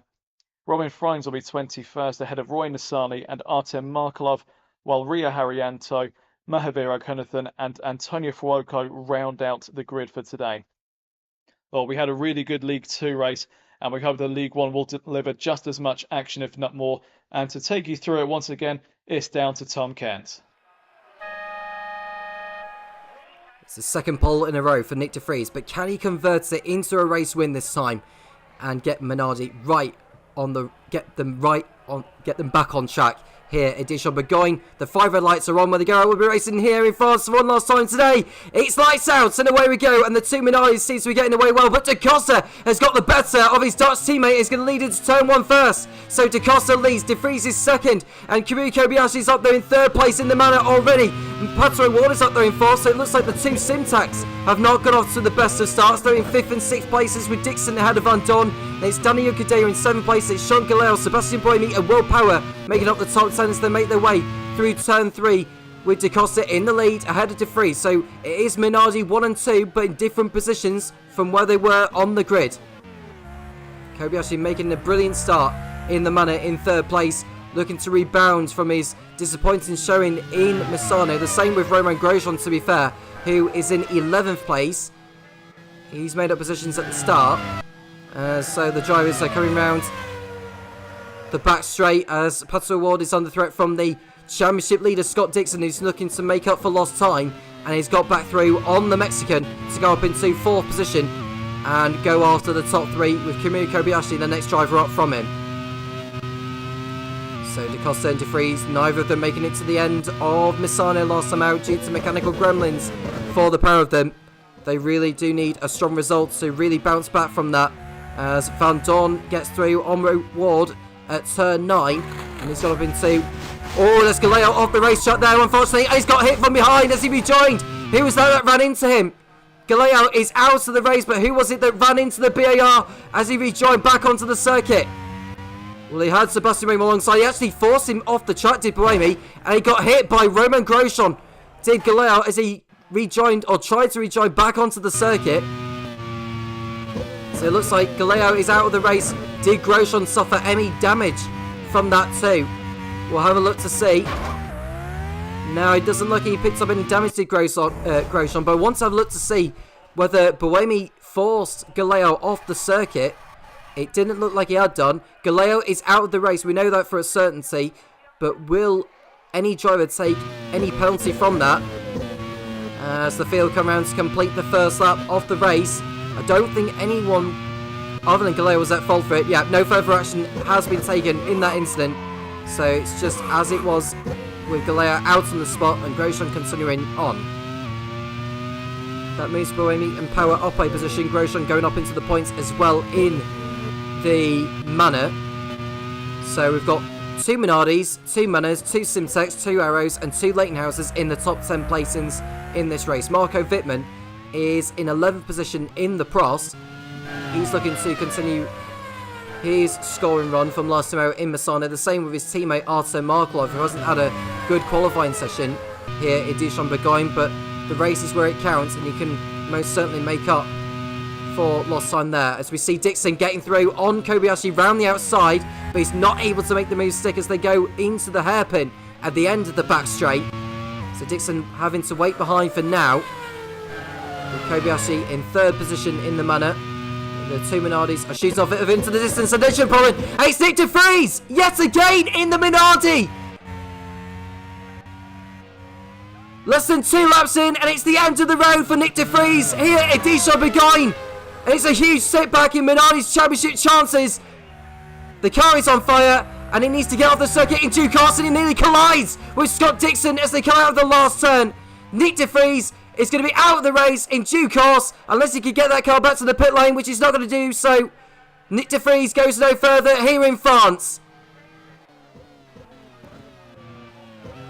A shocker to see the second driver out of this race. The only consolation Nick de Vries can take from this race is the pole position point, but that's all he's going to get. So he looks to get off the circuit, really does Nick de Vries, and it's enough! An accident! Was that a Prost that went off the track? Or was that an Onyx? I couldn't quite tell who that was.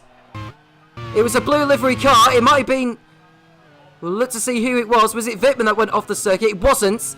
It was Sebastian Bourdais that went off, and he collided with one of these Super Aguris. That would have been Colton Herter, was it? No, it was Paul di Resta who he collided.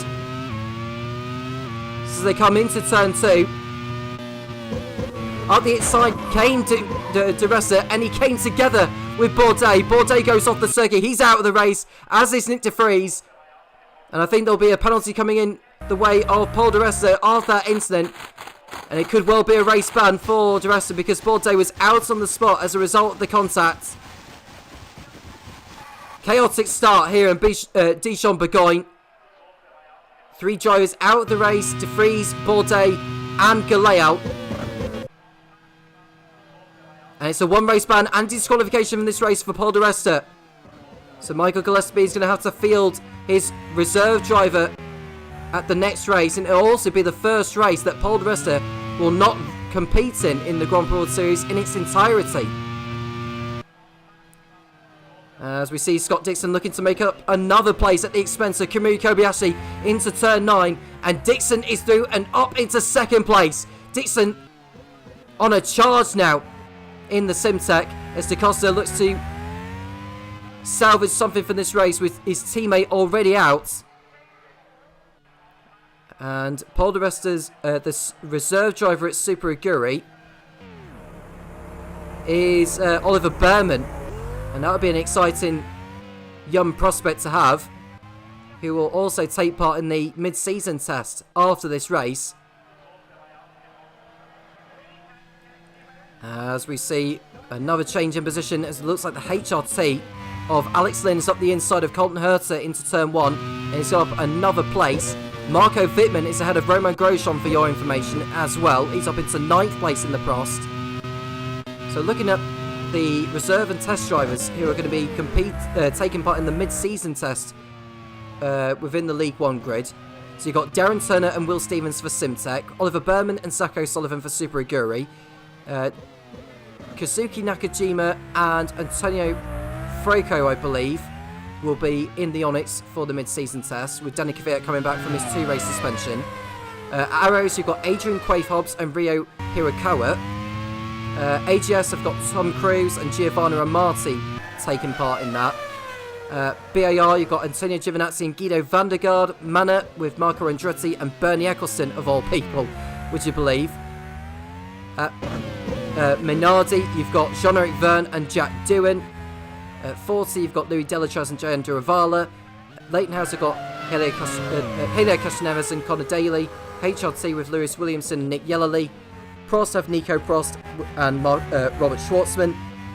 And finally, Midland will run Rio Haryanto, or Naoki Yamamoto it could possibly be, instead of Rio Haryanto, because Rio Haryanto is expected, or I think he's in the car in the Midland for this round, with Naoki Yamamoto suspended. Frederick Festi will be in the Midland, though, for the mid-season test. So there it is, with the driver lineups there for the mid-season test. But back to the action with Antonio Fitz-Costa 4.5 seconds clear over second place Scott Dixon. Kamui Kobayashi third. Stoffel Van Dorn in fourth place with Pato Award. Danny Juncadella, Sebastian Buemi, Will Power. Roman Grosjean is back ahead of Marco Wittmann now in 9th position. And Wittmann holding the final point in 10th place. Paul di Resta in 11th will be disqualified for the race for his collision with Sebastian Bourdais. And then we've got Nicholas Latifi in 12th position with Alex Lynn, Colton Herta and Adrian Sutil in the top 15 placings on track.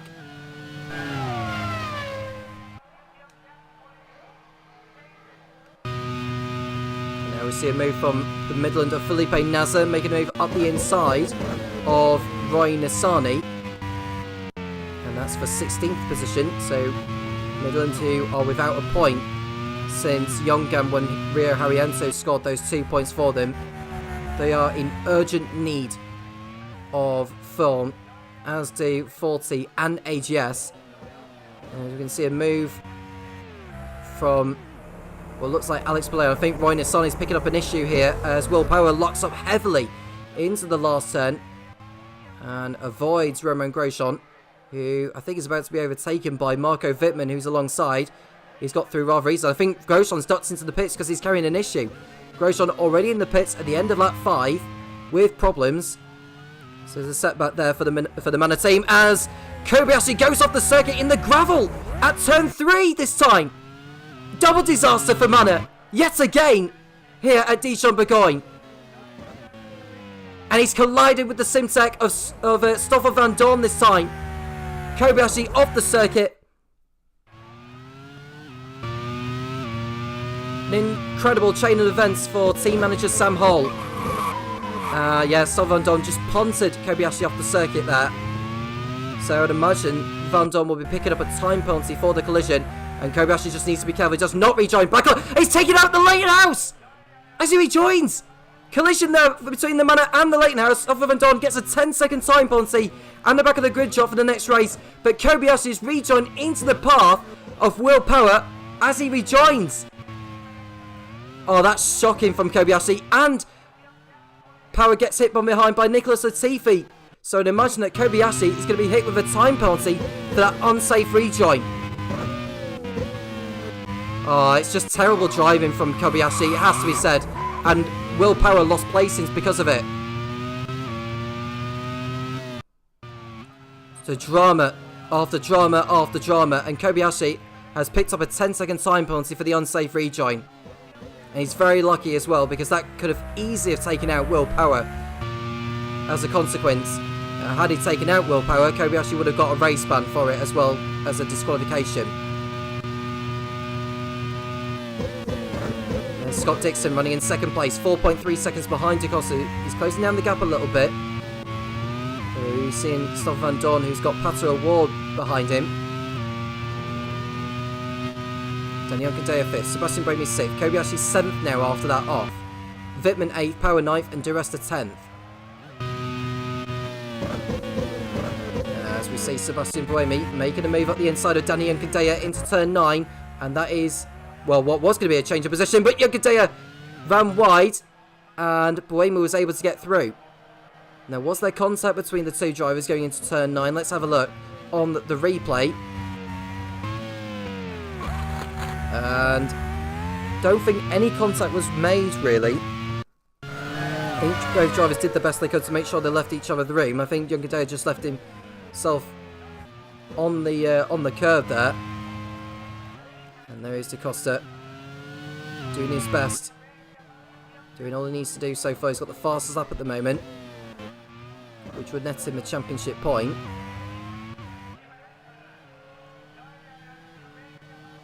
Dixon in P2, Van Dorn third. And it's O'Ward, Buemi and Youngkadea as we see Lynn behind Nicholas Latifi in the battle for 11th place, and behind Lynn is Colton Herter, Adrian Sutil and Felipe Nasser.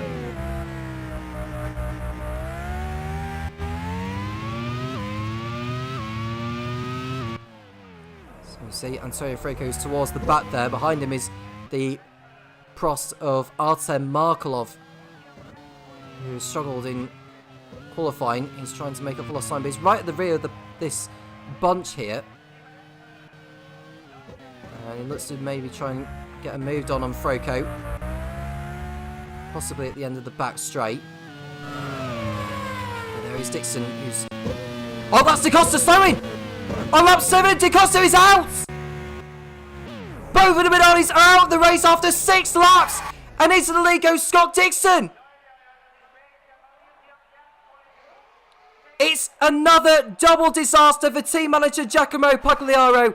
Antonio Felix DaCosta out of the race, and Minardi's season is going from bad to worse. Reliability issues are costing him horribly.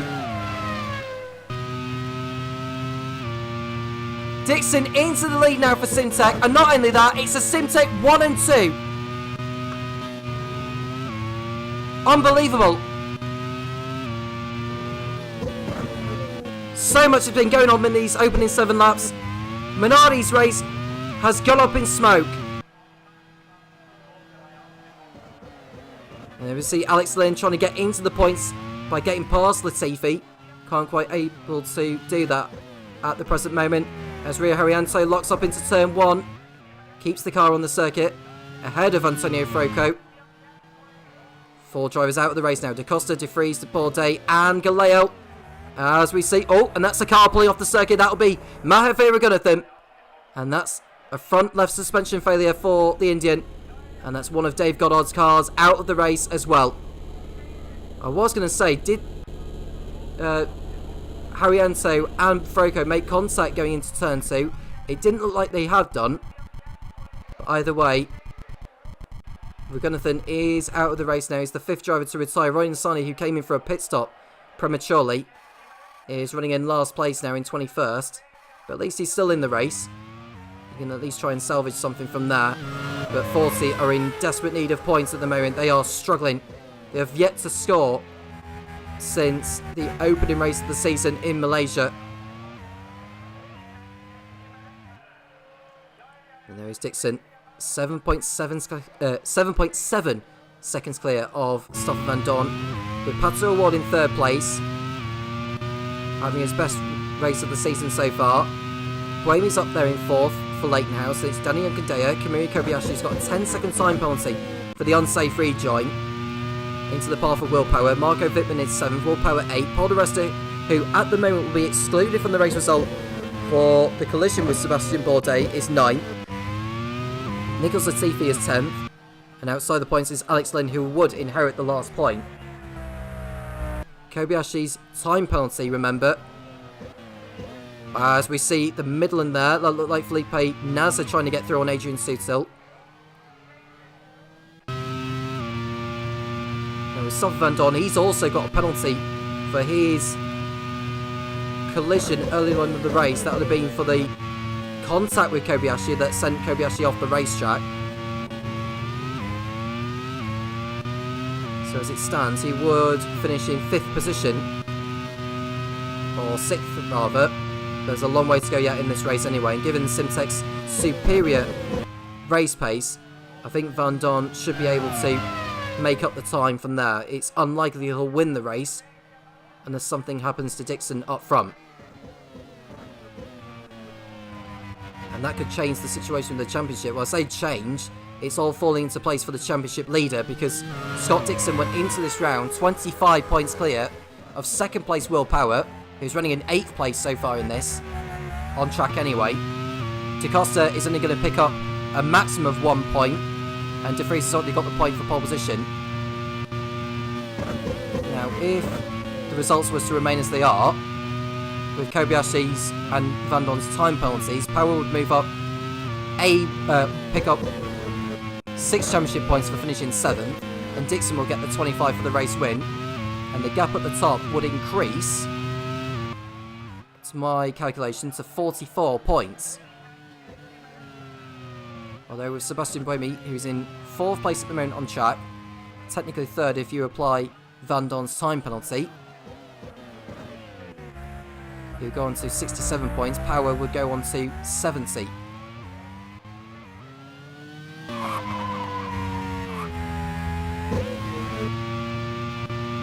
So as you see further back, that is the, well, it looks like the Super Aguri of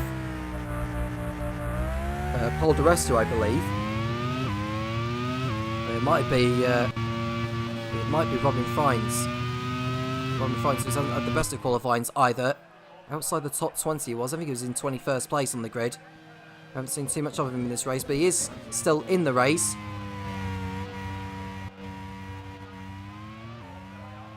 Van Dorn running in P2 behind Dixon on lap 10. And Lynn is going to be up the inside of Nicholas Latifi, who looks like he's carrying an issue. He's not going very fast, this Latifi, and I think he's going to be in the pits at the end of this lap.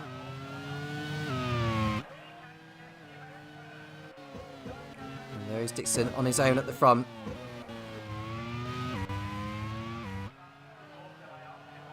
And he's coming through turn 3 as Colton Herter gets through on Latifi, who ducks into the pit lane. And he'll fall towards the back of the field. Well, Simtek, as it stands, we're looking at the team's championship. They'll close in on Leighton House. If they were to get a 1-2 out of this, that would give them 43 championship points, which will move them on to 168. And Leighton House are on course for 4th and 7th.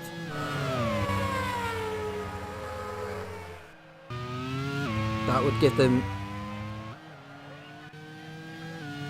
18 championship points, and they'll put them on to 171. So the gap at the top would come down to just 3 points between Leighton House and Simtek. Minardi, at most, would only get 2 points from this race. They are slipping and slipping and slipping, as Felipe Nasr is still fighting with Adrian Suter, looking to make a move around the outside, but can't make the move stick. Dixon having no such troubles up front. 10 seconds clear now of his Belgian teammate. Fitman, Power, Di Resto and Lynn at the bottom end of the points as we speak. We are coming close to the first round of pit stops.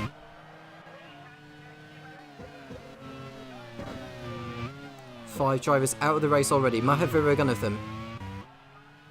Antonio Felix da Costa, Nick de Vries, Sebastian Bourdais and Sean Galale.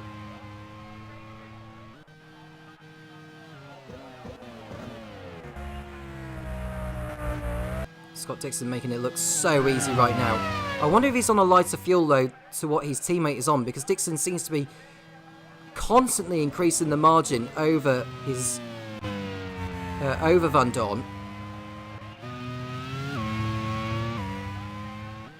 So we'll wait and see what when he decides to pit in for his first stop. As we see, Robin Fiennes locking up a little bit, but getting away with it, no problem. So drivers are on the back straight now. There's Robin Fiennes in 15th position.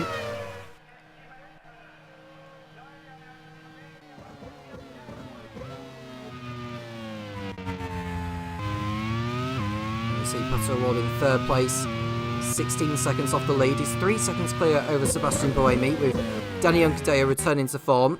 He's in 5th place.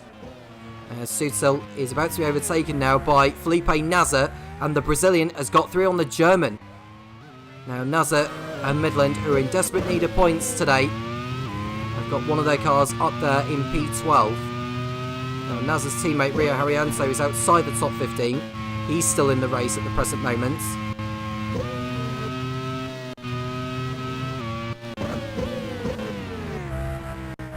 So Dixon is carrying on what he's doing right now.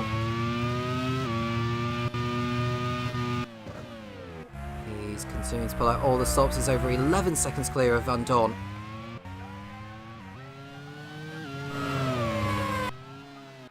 And Danny Juncadella is through on Sebastian Buemi, who is carrying a problem in that Leighton house. It does not look good for him.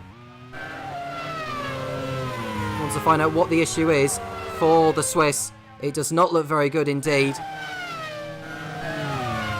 And I can imagine it'd be something like a brake issue or a throttle issue or something along those lines, as Wittmann gets through round the outside on the Swiss driver, and Buemi will want to let Will Power go here. And he needs to be careful he does not take out the Super Aguri of De Resta. He may be excluded from the races, De Resta, but that doesn't mean Buemi can start cutting across on him rather dangerously. Through goes Alex Lynn. And the next car behind Buemi is Colton Herter.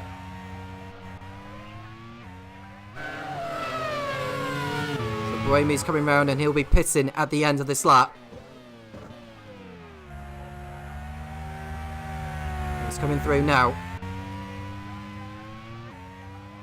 So Herter will move ahead, and it's an electrical problem for Sebastian Buemi. Wittmann and Lynn are also in the pit, so if Buemi was intending to pit around this time, it's come at a convenient time, but he's lost so much time because of that mechanical issue. And that could cost him later on. So it's pit stops galore right now. The leader is on lap 14 as we watch Alex Palou go through turns 2 and 3, staying on the circuit. Now Alex Palou, who's back after a one-race ban for his shenanigans with Mahir Raghunathan in Istanbul. Sebastian Ogier substituted for him at the Italian circuit in Misano. Although Ogier only made it as far as half a lap in that race, although it wasn't his fault for what happened. It was Naoki Yamamoto who cut across on Sebastian Ogier, and Colton Herter was an innocent passenger in the mayhem. Naoki Yamamoto is serving a 2-race ban. I think not only that, he is being dropped in favour of Rio Haryanto. Scott Dixon comes into the pits from the race lead now, so we should see Van Dorn take over from the Kiwi. Now, is O'Ward going to be heading into the pits, or Junken Deyer?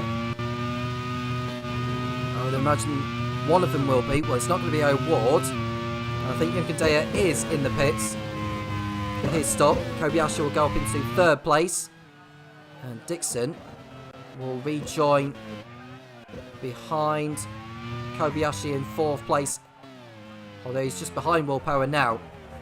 So Dixon will try and get back through on Power on the circuit.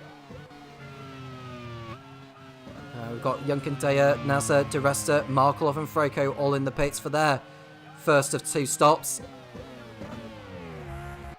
As we see Kobayashi, remember he's got that 10-second time penalty for the unsafe rejoin.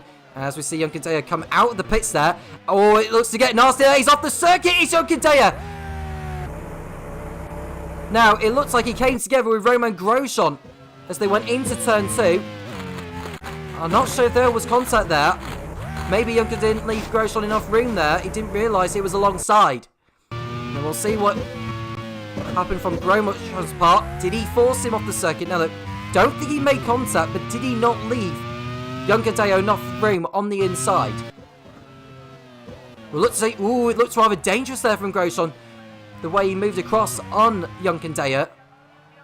But Topher Smith, the team manager of the Arrows team, will not be very happy with this. And no further action is going to be taken on that incident. So, and there's an engine problem for one of the AGSs, and it's Colton Herter who's going to be on the sidelines yet again here. Another mechanical issue for Lewis Bassendale's team, who are struggling to find some form at the moment. And there is Colton Hertz pulling off the circuit. He's out of the race, and so is Junkadea, who's not been able to rejoin the racetrack. Junkadea is gone from this race as well, so that's another retirement from this race. So we've lost 7 drivers now in this one so far. Hertz and Junkadea are the latest to watch the race from the sidelines. And they are both out of the Dijon-Bourgogne Grand Prix. Van Dorn came into the pits at the end of lap 15, which sees Pato O'Ward take over the lead. I think it's the first time that O'Ward has led a Grand Prix World Series race. Dixon got through on Will Power on his outlap. And and that's Sutil riding the curbs there and breaking his front wing. Terrible mistake there from Sutil, just going too much speed into the corner, and a ride onto the grass very heavily has cost him his front wing. It's not what HRT needed either. So Sutil will have to go through a whole lap without a front wing to his car. As Palou gets through, or tries to get through on Sutil. He won't be happy with this, will Palou.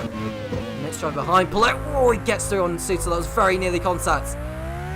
Going into the sharp right-hander, which is a couple of corners before the back straight. And there's O'Ward continuing on. The only Arrows driver left in the race now. Robin Friends gets through. Sol Van Dorn has already got through on the HRT.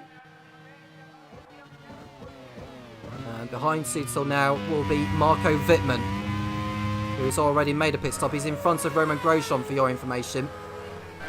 And there is Sebastian Buemi, who's trying to recover after the mechanical gremlins he's had with the electrical problem he had, which meant that for most of the lap he had to tour around with that problem. Hence why he's outside the points in 14th.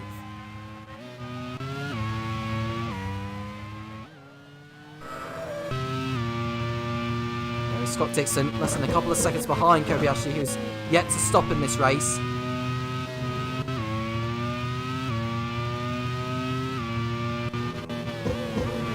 Lap 17. Approaching the halfway point in this Dijon-Bourgogne League 1 Grand Prix. It looks like O'Ward and Kobayashi are going to be making the one stop. And I think Will Power and Alex Palou will be doing the same. Robin Friends likewise. And Sutil will be in the pits to get that nose cone changed. Or get a nose cone fitted on, because he went round without a nose cone. Did the German.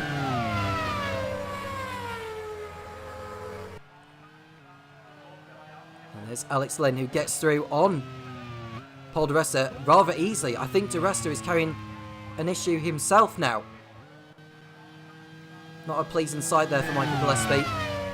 As we see Alex Palou getting through on Van Dorn by the looks of it. Wheel to wheel there, but Van Dorn is able to hold his nerve and position. Now Palou, who's yet to stop in this race, is showing some quality pace there in the AGS. There's Buemi on the inside of the BAR of Nicholas Latifi, with the Super Aguri in the way there. That is Paul Di Resta. And so that was rather clever from Buemi, because he managed to box Latifi in to ensure that he wasn't going to be able to fight back, and Di Resta's really struggling with the problem that he's got. And now we're seeing a battle for second place as Dixon is closed right up on Kobayashi. There's no need for him to rush this one. He's got all the time that he needs to get the overtake completed. Behind Dixon is Will Power.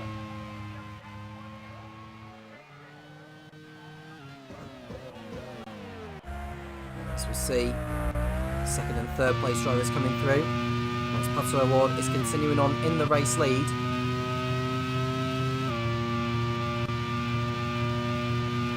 Di Resta in now from 14th position. We watch Kobayashi and Dixon go side by side at the end of the back straight, and Dixon going right round the outside to complete that overtake on the Japanese to move his Simtek up into second position now. An excellent overtake from the Kiwi, And the reigning champion of the Grand Prix World Series coming back through the field towards the front after his pit stop. There's Alex Lynn closing in on Grosjean. This is the battle for 9th place. And Lynn is up the inside and through into that place. So Alex Lynn, podium finisher in Misano by finishing 2nd. Coming on form again today as we see the Midland of Felipe Nasr behind the BAR of Nicholas Latifi. The two Midland cars are 13th and 14th. They've not had too many issues so far in this race. They really could do with a point score with both drivers ideally. We've already lost an AGS, we've already lost a 40. But the Midland cars are still going. Before this race, 40 arrived with 6 points. AGS 5 and Midland 2. They're a long way from safety at the moment, so they need points sooner rather than later, really. You can see Felipe Nasr going for it again on Nicholas Latifi into turn 1. He can't quite make the move stick this time around. As we see O'Ward continuing to push on at the moment. Well, lap 19.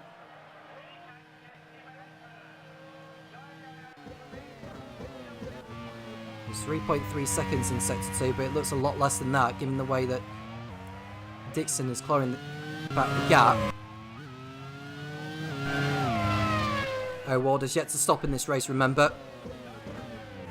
And it looks like he's run about 2 seconds clear of Dixon as they come across the line to complete lap 19. As we see Nasr going for it again on Latifi on the outside, trying to replicate what Dixon did with Kobayashi. He can't get through on this occasion. Right on board with Dixon in the Simtech in 2nd position.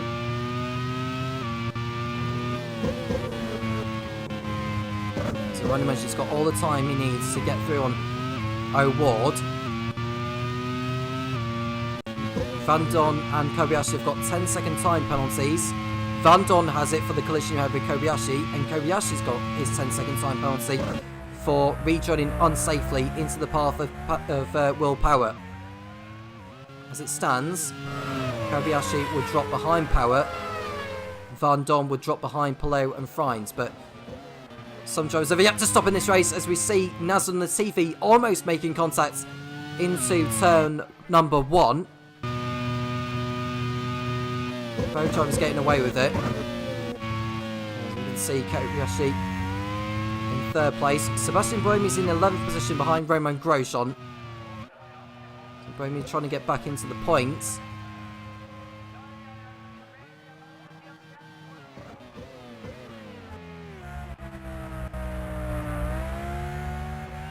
We're still with this battle between Latifi and Nasr for 12th.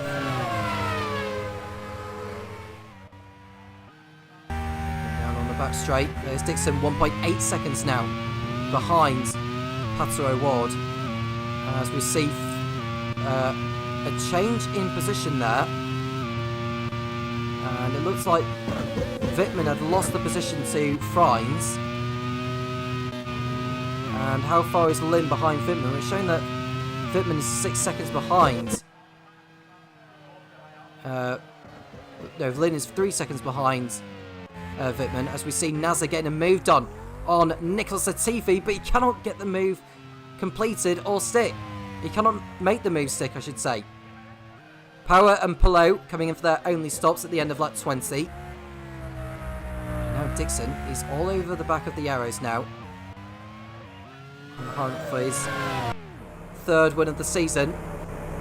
Froko locking up in the last turn. He's got Artem Marklov right behind. They come over the line to complete another lap. Palou's just done his stop now.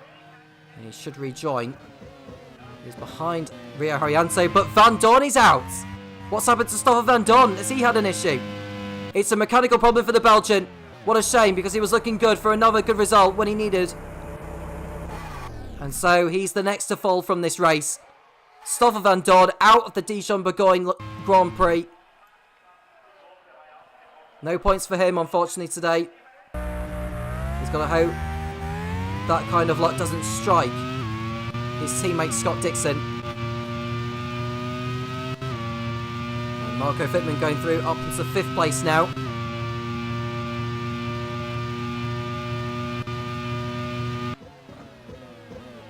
And now we are seeing a battle for the lead with O'Ward ahead of Dixon. And I think O'Ward will be in the pits at the end of this lap. We'll wait to see. No, he's staying out there for another one. Is O'Ward. He feels he can take the fight with Dixon as Kobayashi comes into the pits for his only stop of the race from 3rd place. And I think in terms of with the positions as they are, with the gaps there is, Friends is still yet to come into the pits for his only stop. And he could Kobayashi could well remain in 3rd position.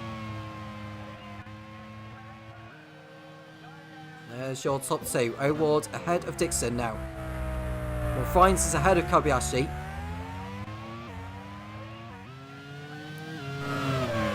So Kobayashi rejoins in 4th place behind the Dutchman.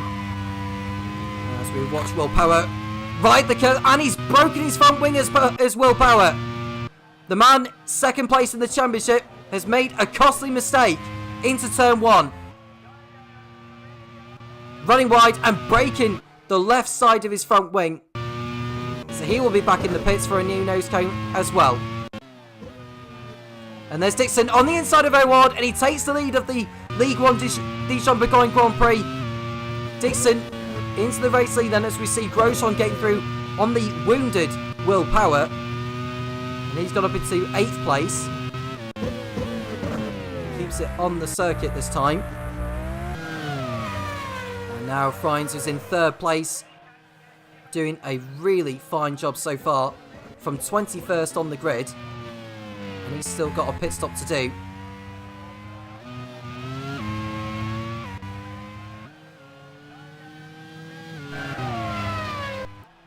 Wittmann is in 5th position behind Kobayashi as we see Nasser on the inside of Nicholas Latifi into the hairpin. And that is a change for position with Nasser going up into the points. O'Ward pits in from 2nd place. We want to get a new set of tyres on, and I think Friends should be in the pits at the end of this lap as well. He's done a superlative job to get himself up to the position of where he is without needing to fight with too many drivers. He's got 3 more laps of fuel left on his gauge as well, which is interesting, really. And there is Nasser getting through on Will Power, sorry. So Will Power will fall out of the points here as Buemi comes in, which means that Will Power will probably have to wait behind his teammate. So it's not been a good race really for Leightonhouse, given Buemi's problems earlier on.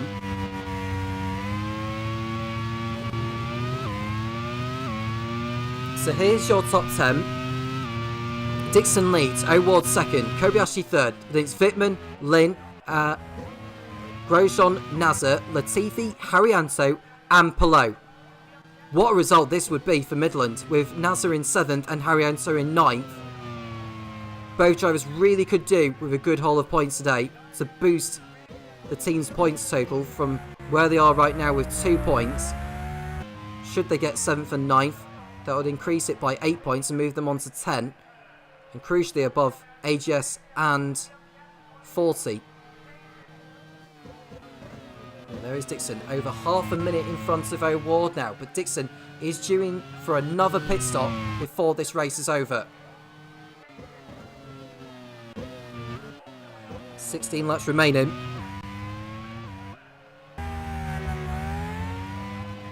And not only will Dixon need to get past O'Ward, he'll probably need to get through on Kamui Kobayashi as well.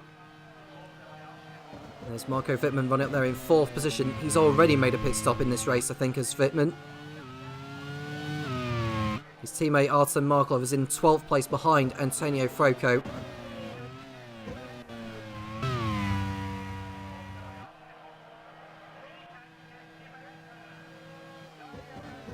There is Dixon stroking along his probably got a big enough gap to rejoin in front of O'Ward.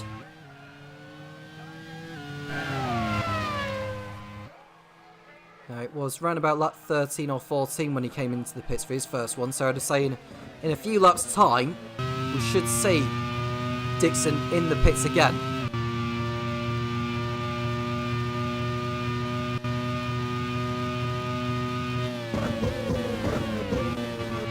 So Grosjean running in P6. Kobayashi, who's running in third place, is carrying a 10-second time penalty for rejoining into the path of Will Power.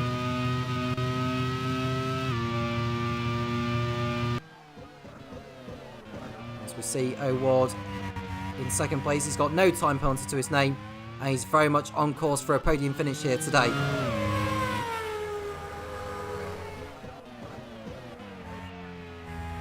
Now O'Ward, who his highest finish has been 5th, and that was in Fuji. He's finished in the points in 5 of his first 7 races in the Grand Prix World Series. Today it looks like he's going to make it 6 from 8.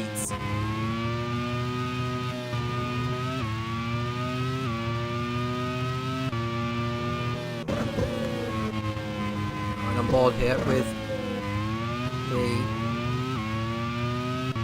manner of Kamui Kobayashi chasing Pato O'Ward.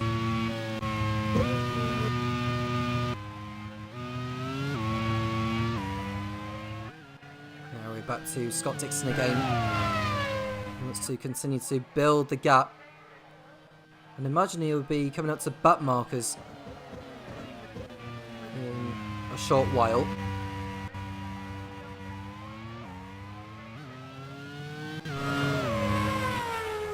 Approaching the end of lap 25 with 14 laps to go at the end of this one.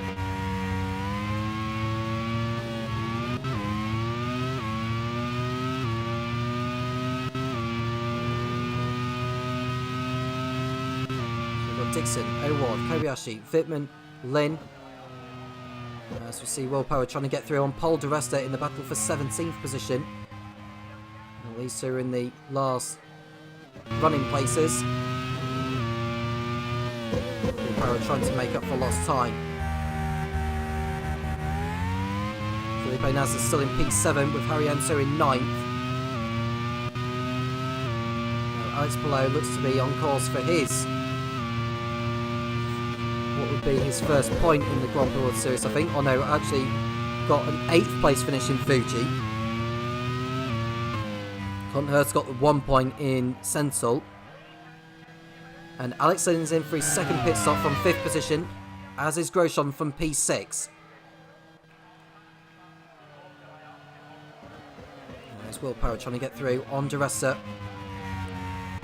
And Nasr is also in.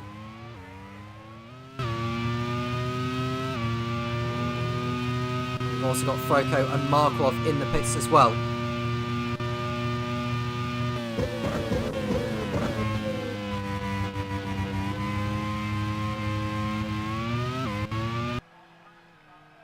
Will Power is making a move up the inside now of Pole di Resta into turn 1, and he should make this move stick here, and he does so.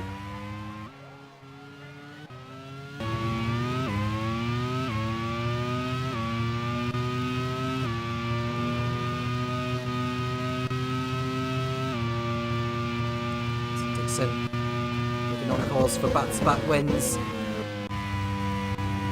Should he win today, it'll be the 6th of his career. Well, the 7th of his career, I should say. Picks up his 6th career win last time out in Misano.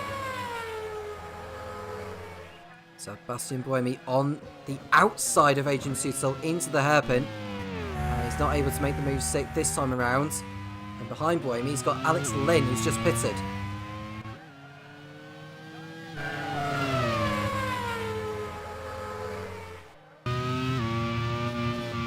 Scott Dixon out in the lead right now.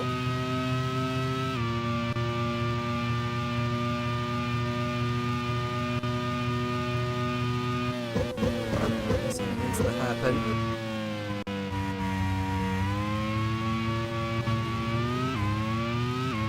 Arianto is the next to head for pit road. fall out of the top 15, I think, because of the gaps of the other drivers behind.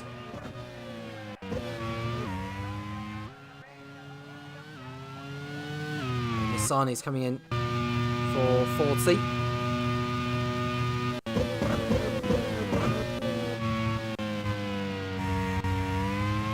Duressa is through on Harriento as well. And it looks like Alex Lane's trying to get through on Sutil. Buemi got through on Sutil on the last lap, or at the beginning of this one. Kobayashi's still closing on O'Ward as Dixon pits in for the last time at the end of lap 27. He had a 34-second gap over Pato O'Ward before he came in, which should be enough to keep hold of the race lead.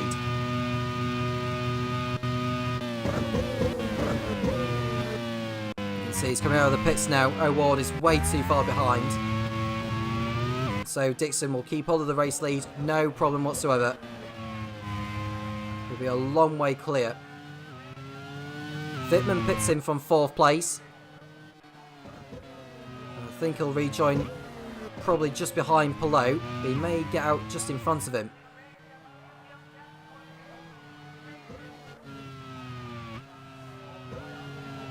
Latifi is also in. So Palou goes through ahead of Wittmann. So Wittmann will rejoin in front of Freins now, I believe, but it's nip and tuck between those two. Freins is in front of Wittmann into 5th place, so Wittmann is in 6th.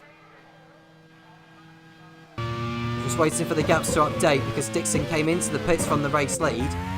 So the gaps that you're seeing now are not quite accurate to what they should be.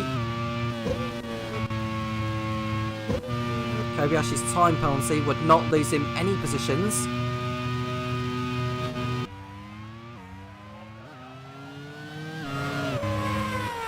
Dixon in the race lead, just under 5 seconds clear of Pato O'Ward. Alex Palou up in 4th place for AGS. By far the team's best results so far this season. Now Midland, who at one point had both cars in the points, as Grosjean gets through ahead of Sutil for 9th. The Midland cars are 11th and 15th right now.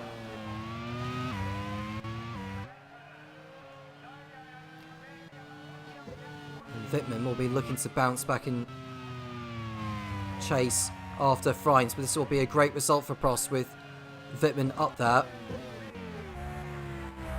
He's a couple of seconds ahead of Sebastian Buemi. Wittmann will be on the fresher tyres to the Leighton House. And Will Power, after his mistake earlier on, is in 12th position behind Felipe Nasr.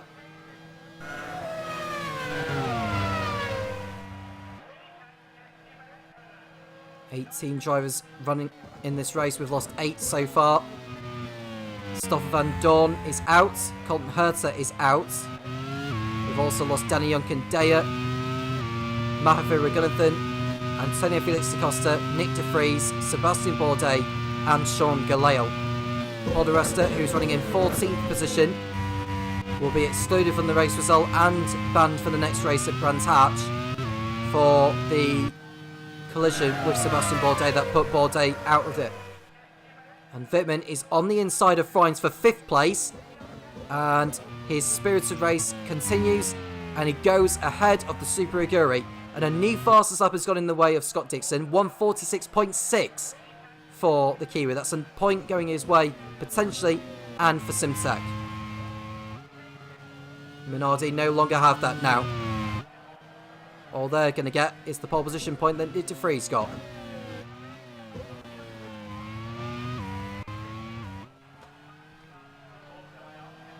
Now, O'Ward is just ahead of Kobayashi by over a second. Even if Kobayashi was to get in front of O'Ward, O'Ward would still finish ahead of the Japanese unless Kobayashi can pull out more than 10 seconds on him to finish second behind Dixon.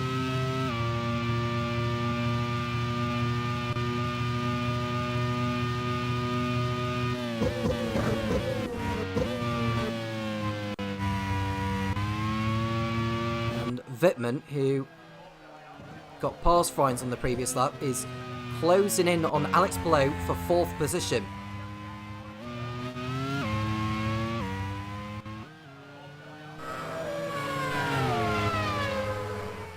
Kobayashi closing in on O'Ward.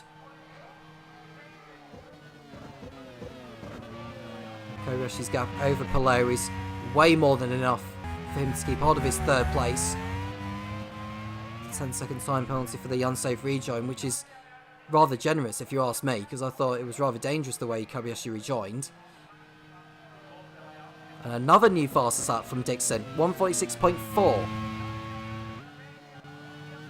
Very good lap time.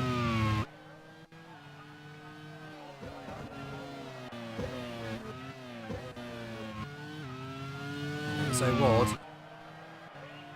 doing his best to keep his car on the circuit.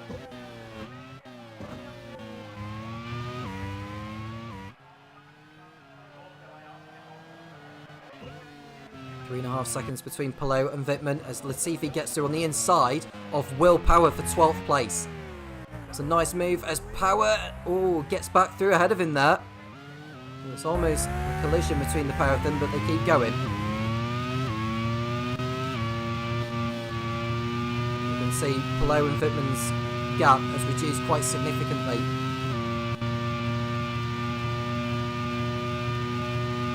On lap 31, Dixon is continuing to stretch out his lead to more than 10 seconds over O'Ward.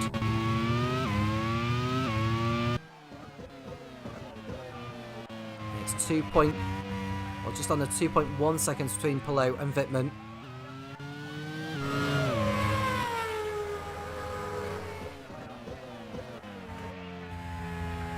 So you see Dixon coming round to complete lap 31. He's got 8 laps to go. He's looking good for victory number 3 for the season, number 7 of his career. And as it stands with Will Power out of the points,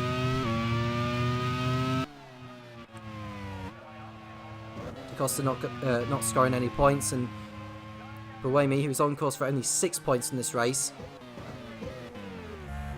The gap at the top between Dixon and Power, who will be second, will be 50 points going into the next race in Brands Hatch. It's really falling into place for Dixon now, who starts to think about clinching his 2nd consecutive title.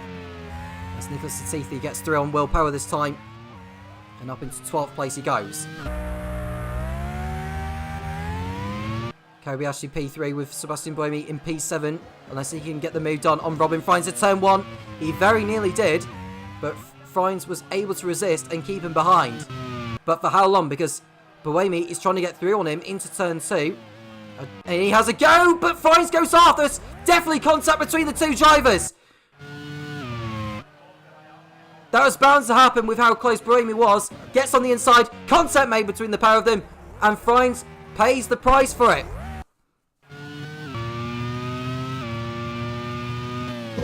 There's Buemi on the inside. He was never headed into the corner, and I'd imagine there'll be a penalty coming his way for that.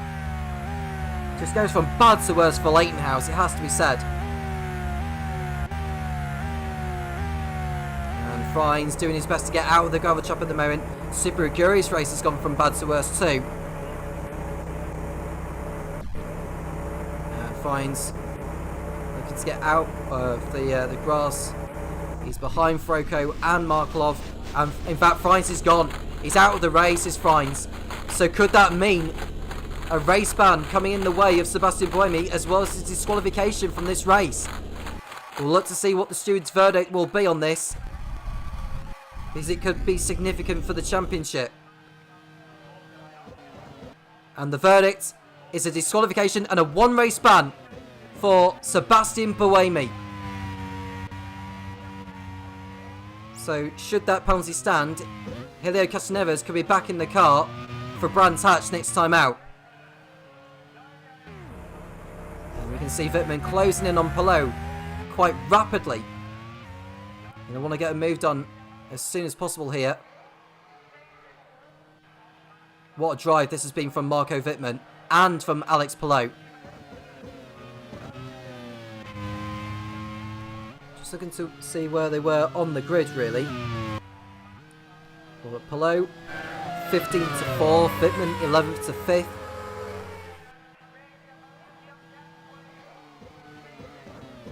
Let's see who else has made up quite a number of positions. Sützel up from 18th to 9th, Lymph from 19th to 7th.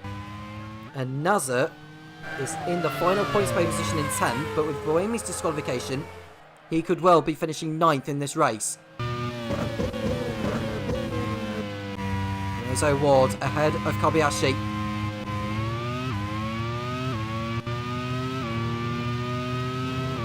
And what about Palou? Is he going to be able to hold off Wittmann on this occasion? It's going to be very difficult for him to do so, as we see Willpower dropping back again, and it looks like he's encountering an issue of his own once more.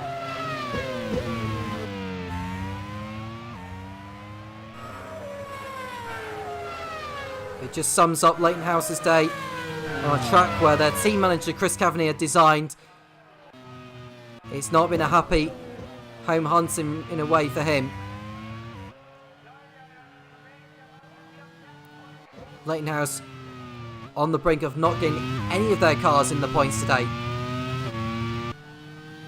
As Froko goes through, Markelov will go through as well. And Willpower, I'm not even sure he'll get back to the pit lane. No, it's a terminal problem for Willpower. He is gone from the Dijon-Bourgogne Grand Prix in League One. And that sums up team manager Chris Kavaney's day altogether.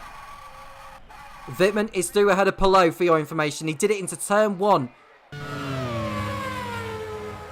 And he's up into 4th position now in the Prost, and looking very good for Prost's best result of the season. His teammate Artem Markelov is only running in 15th place. On track anyway, but with Buemi's disqualification and DeResta's disqualification, he could well be moving up a couple of positions as a result. So all is not lost there for Markelov. He may as well keep going in case something does happen to more of the cars ahead. Scott Dixon, 5 laps away from victory. He won't want to celebrate too early, given what happened to De Costa in the last race in Misano. He just needs to bring the Simtech home. He's the only Simtech left in the race, and the team need these points.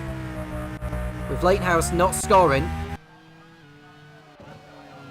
the gap between the two teams will come down to just 3 points going into the next race at Dijon-Bourgogne, although Dixon has got the point for the fast lap as well, so the gap will be 2 points between the team managers of Chris Kavaney and Scott Woodward.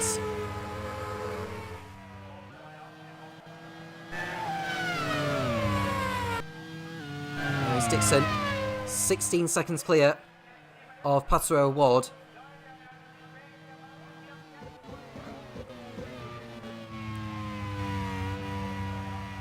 And he's coming up behind a bat marker. Can't quite tell who that is, unless it's actually a car that's already pulled off the circuit. I think I was looking at Will Power's car. And the man running in last place right now, I think, is Roy Nassani in the 40.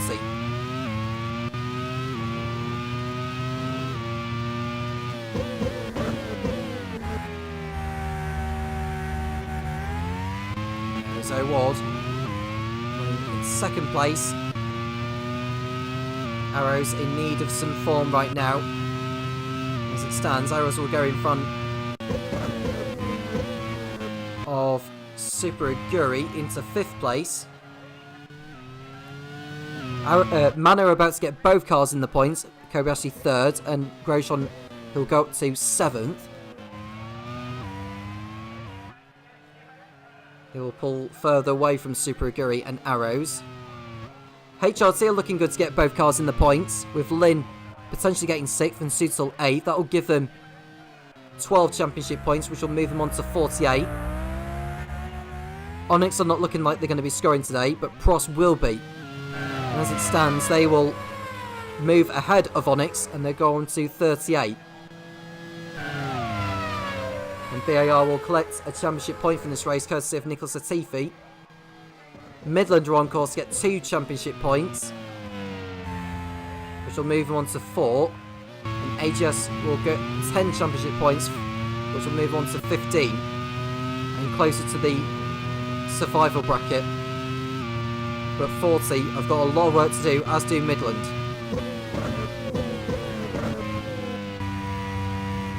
Four laps remaining here at Dijon-Bourgogne.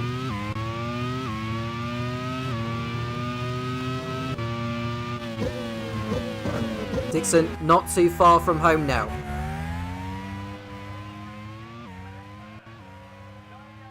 O'Ward looking good for his first podium. Kobayashi, who has celebrated many podiums in the past. He's about to celebrate his first podium of the season, even with the time penalty.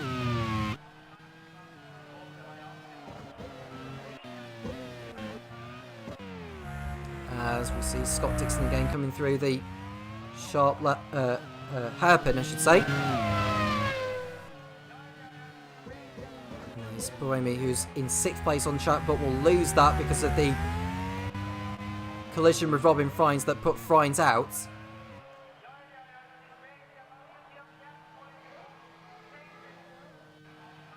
And towards turn 1 he comes, as Kobayashi is still behind O'Ward, but even if he finishes in front of O'Ward, he'll lose it because of his time penalty. So he doesn't need to try to do anything stupid from here.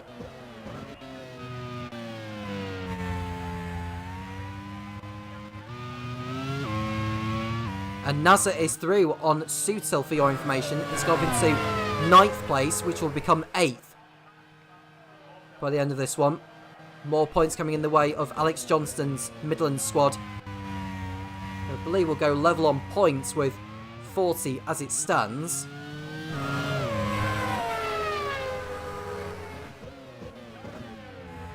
I'm looking at the results. I think 40 will still be ahead on countback. But I could be wrong, actually. No, I think 40 will still be ahead on countback by the narrowest of margins. But at least Midland are picking up a positive result for once today, when they very much needed.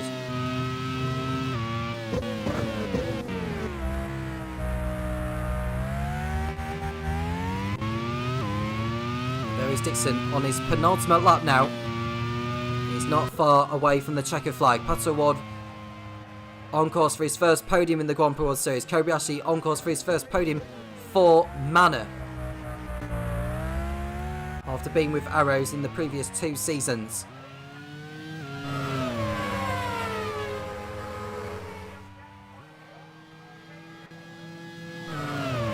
Down the back straight once more. Wittmann looking very good for 4th position in the Prost. As Dixon is about to start the final lap of the race, as Latifi goes for a move on Sutil, but he's taken Sutil out! Sutil out of the race at turn 1, and Latifi has got through, but there'll be a punishment coming his way. So I think Latifi will most certainly pick up a disqualification and a race ban, which is something he had already accomplished this season when he took out Alex Palou in Sentinel. And we'll see what the stewards say on that. And I think we should expect the inevitable here. And it's a disqualification and a 1-race ban for Nicholas Latifi. No surprise and no complaints. That's the 3rd driver disqualified from this race because of taking out another driver. And Dixon's in the pits! What's happened to Dixon? It's an electrical problem for the race leader! I don't believe it! I just do not believe it! 1 lap to go and he cannot get round. He would have retired on the last lap had he got round. And it looks like Pato O'Ward is going to celebrate his first Grand Prix World Series victory. Arrows are about to celebrate for the first time this season, but what rotten luck for Scott Dixon and for Suntek, who had everything go right for them in this race. At best, they're going to have 2nd place. O'Ward into the lead with 1 lap to go, unless he has any problems of his own. And Kobayashi's trying to get through into the race lead, but even if he gets through, he'll drop back because of his time penalty. An incredible chain of events. Dixon into the pits with a problem. He's come back out again in 3rd place. But he's not going to be celebrating victory today. Unbelievable. Pato O'Ward into the lead, but Kobayashi is trying to get through ahead of him. Now, is O'Ward carrying a problem there? Because Kobayashi got through on O'Ward rather easily. I think O'Ward has got a problem. He's got a problem with O'Ward. He's slowing quite dramatically. It's the last lap and Kobayashi is into the lead. But he's not got a big enough cushion over Dixon to keep hold of it. So a 3rd different leader in a space of just under a lap. And in the unlikeliest of circumstances, Scott Dixon could well be winning this race. 1 corner to go then. Kobayashi is going to cross the line first. But he is not going to be taking the victory. Is it going to be O'Ward or is it going to be Dixon? I think it's going to be O'Ward because I think O'Ward has got a big enough cushion to keep Dixon back. Kobayashi will cross over the line first, but Pato O'Ward is going to take his first Grand Prix World Series win. He wins the League 1 Dijon-Bourgogne Grand Prix ahead of Dixon. Kobayashi comes home in 3rd place with the time penalty applied. A huge sigh of relief for team manager Topher Smith of the Aero squad. Rotten luck for Simtek, but they'll take a 2nd place finish. Kobayashi comes home in 3rd position on with the time penalty applied. Wittmann will be 4th for Prost. Alex Palou, his best result in 5th, just ahead of Sebastian Buemi. He'll be excluded from the race result for the contact with Robin Freins. So Alex Lynn will be 6th. Remo Grosjean 7th. And what a result for Midland. Felipe Nasser in 8th place. Hats up to him. Latifi will be excluded from the race result for his contact with Adrian Sutil. So it's not going to be Ponderosa because he's also going to be excluded from the race result for a contact he made with someone else. So Rio Haryanto will be 9th for Midland. And in the last points place will be Antonio Froco in the Onyx. Markov 14th. And Nissane will be the last of the finishers in 15th place. But there's your race winner. For the first time in the Grand Prix World Series, it is Pato O'Ward in the Arrows.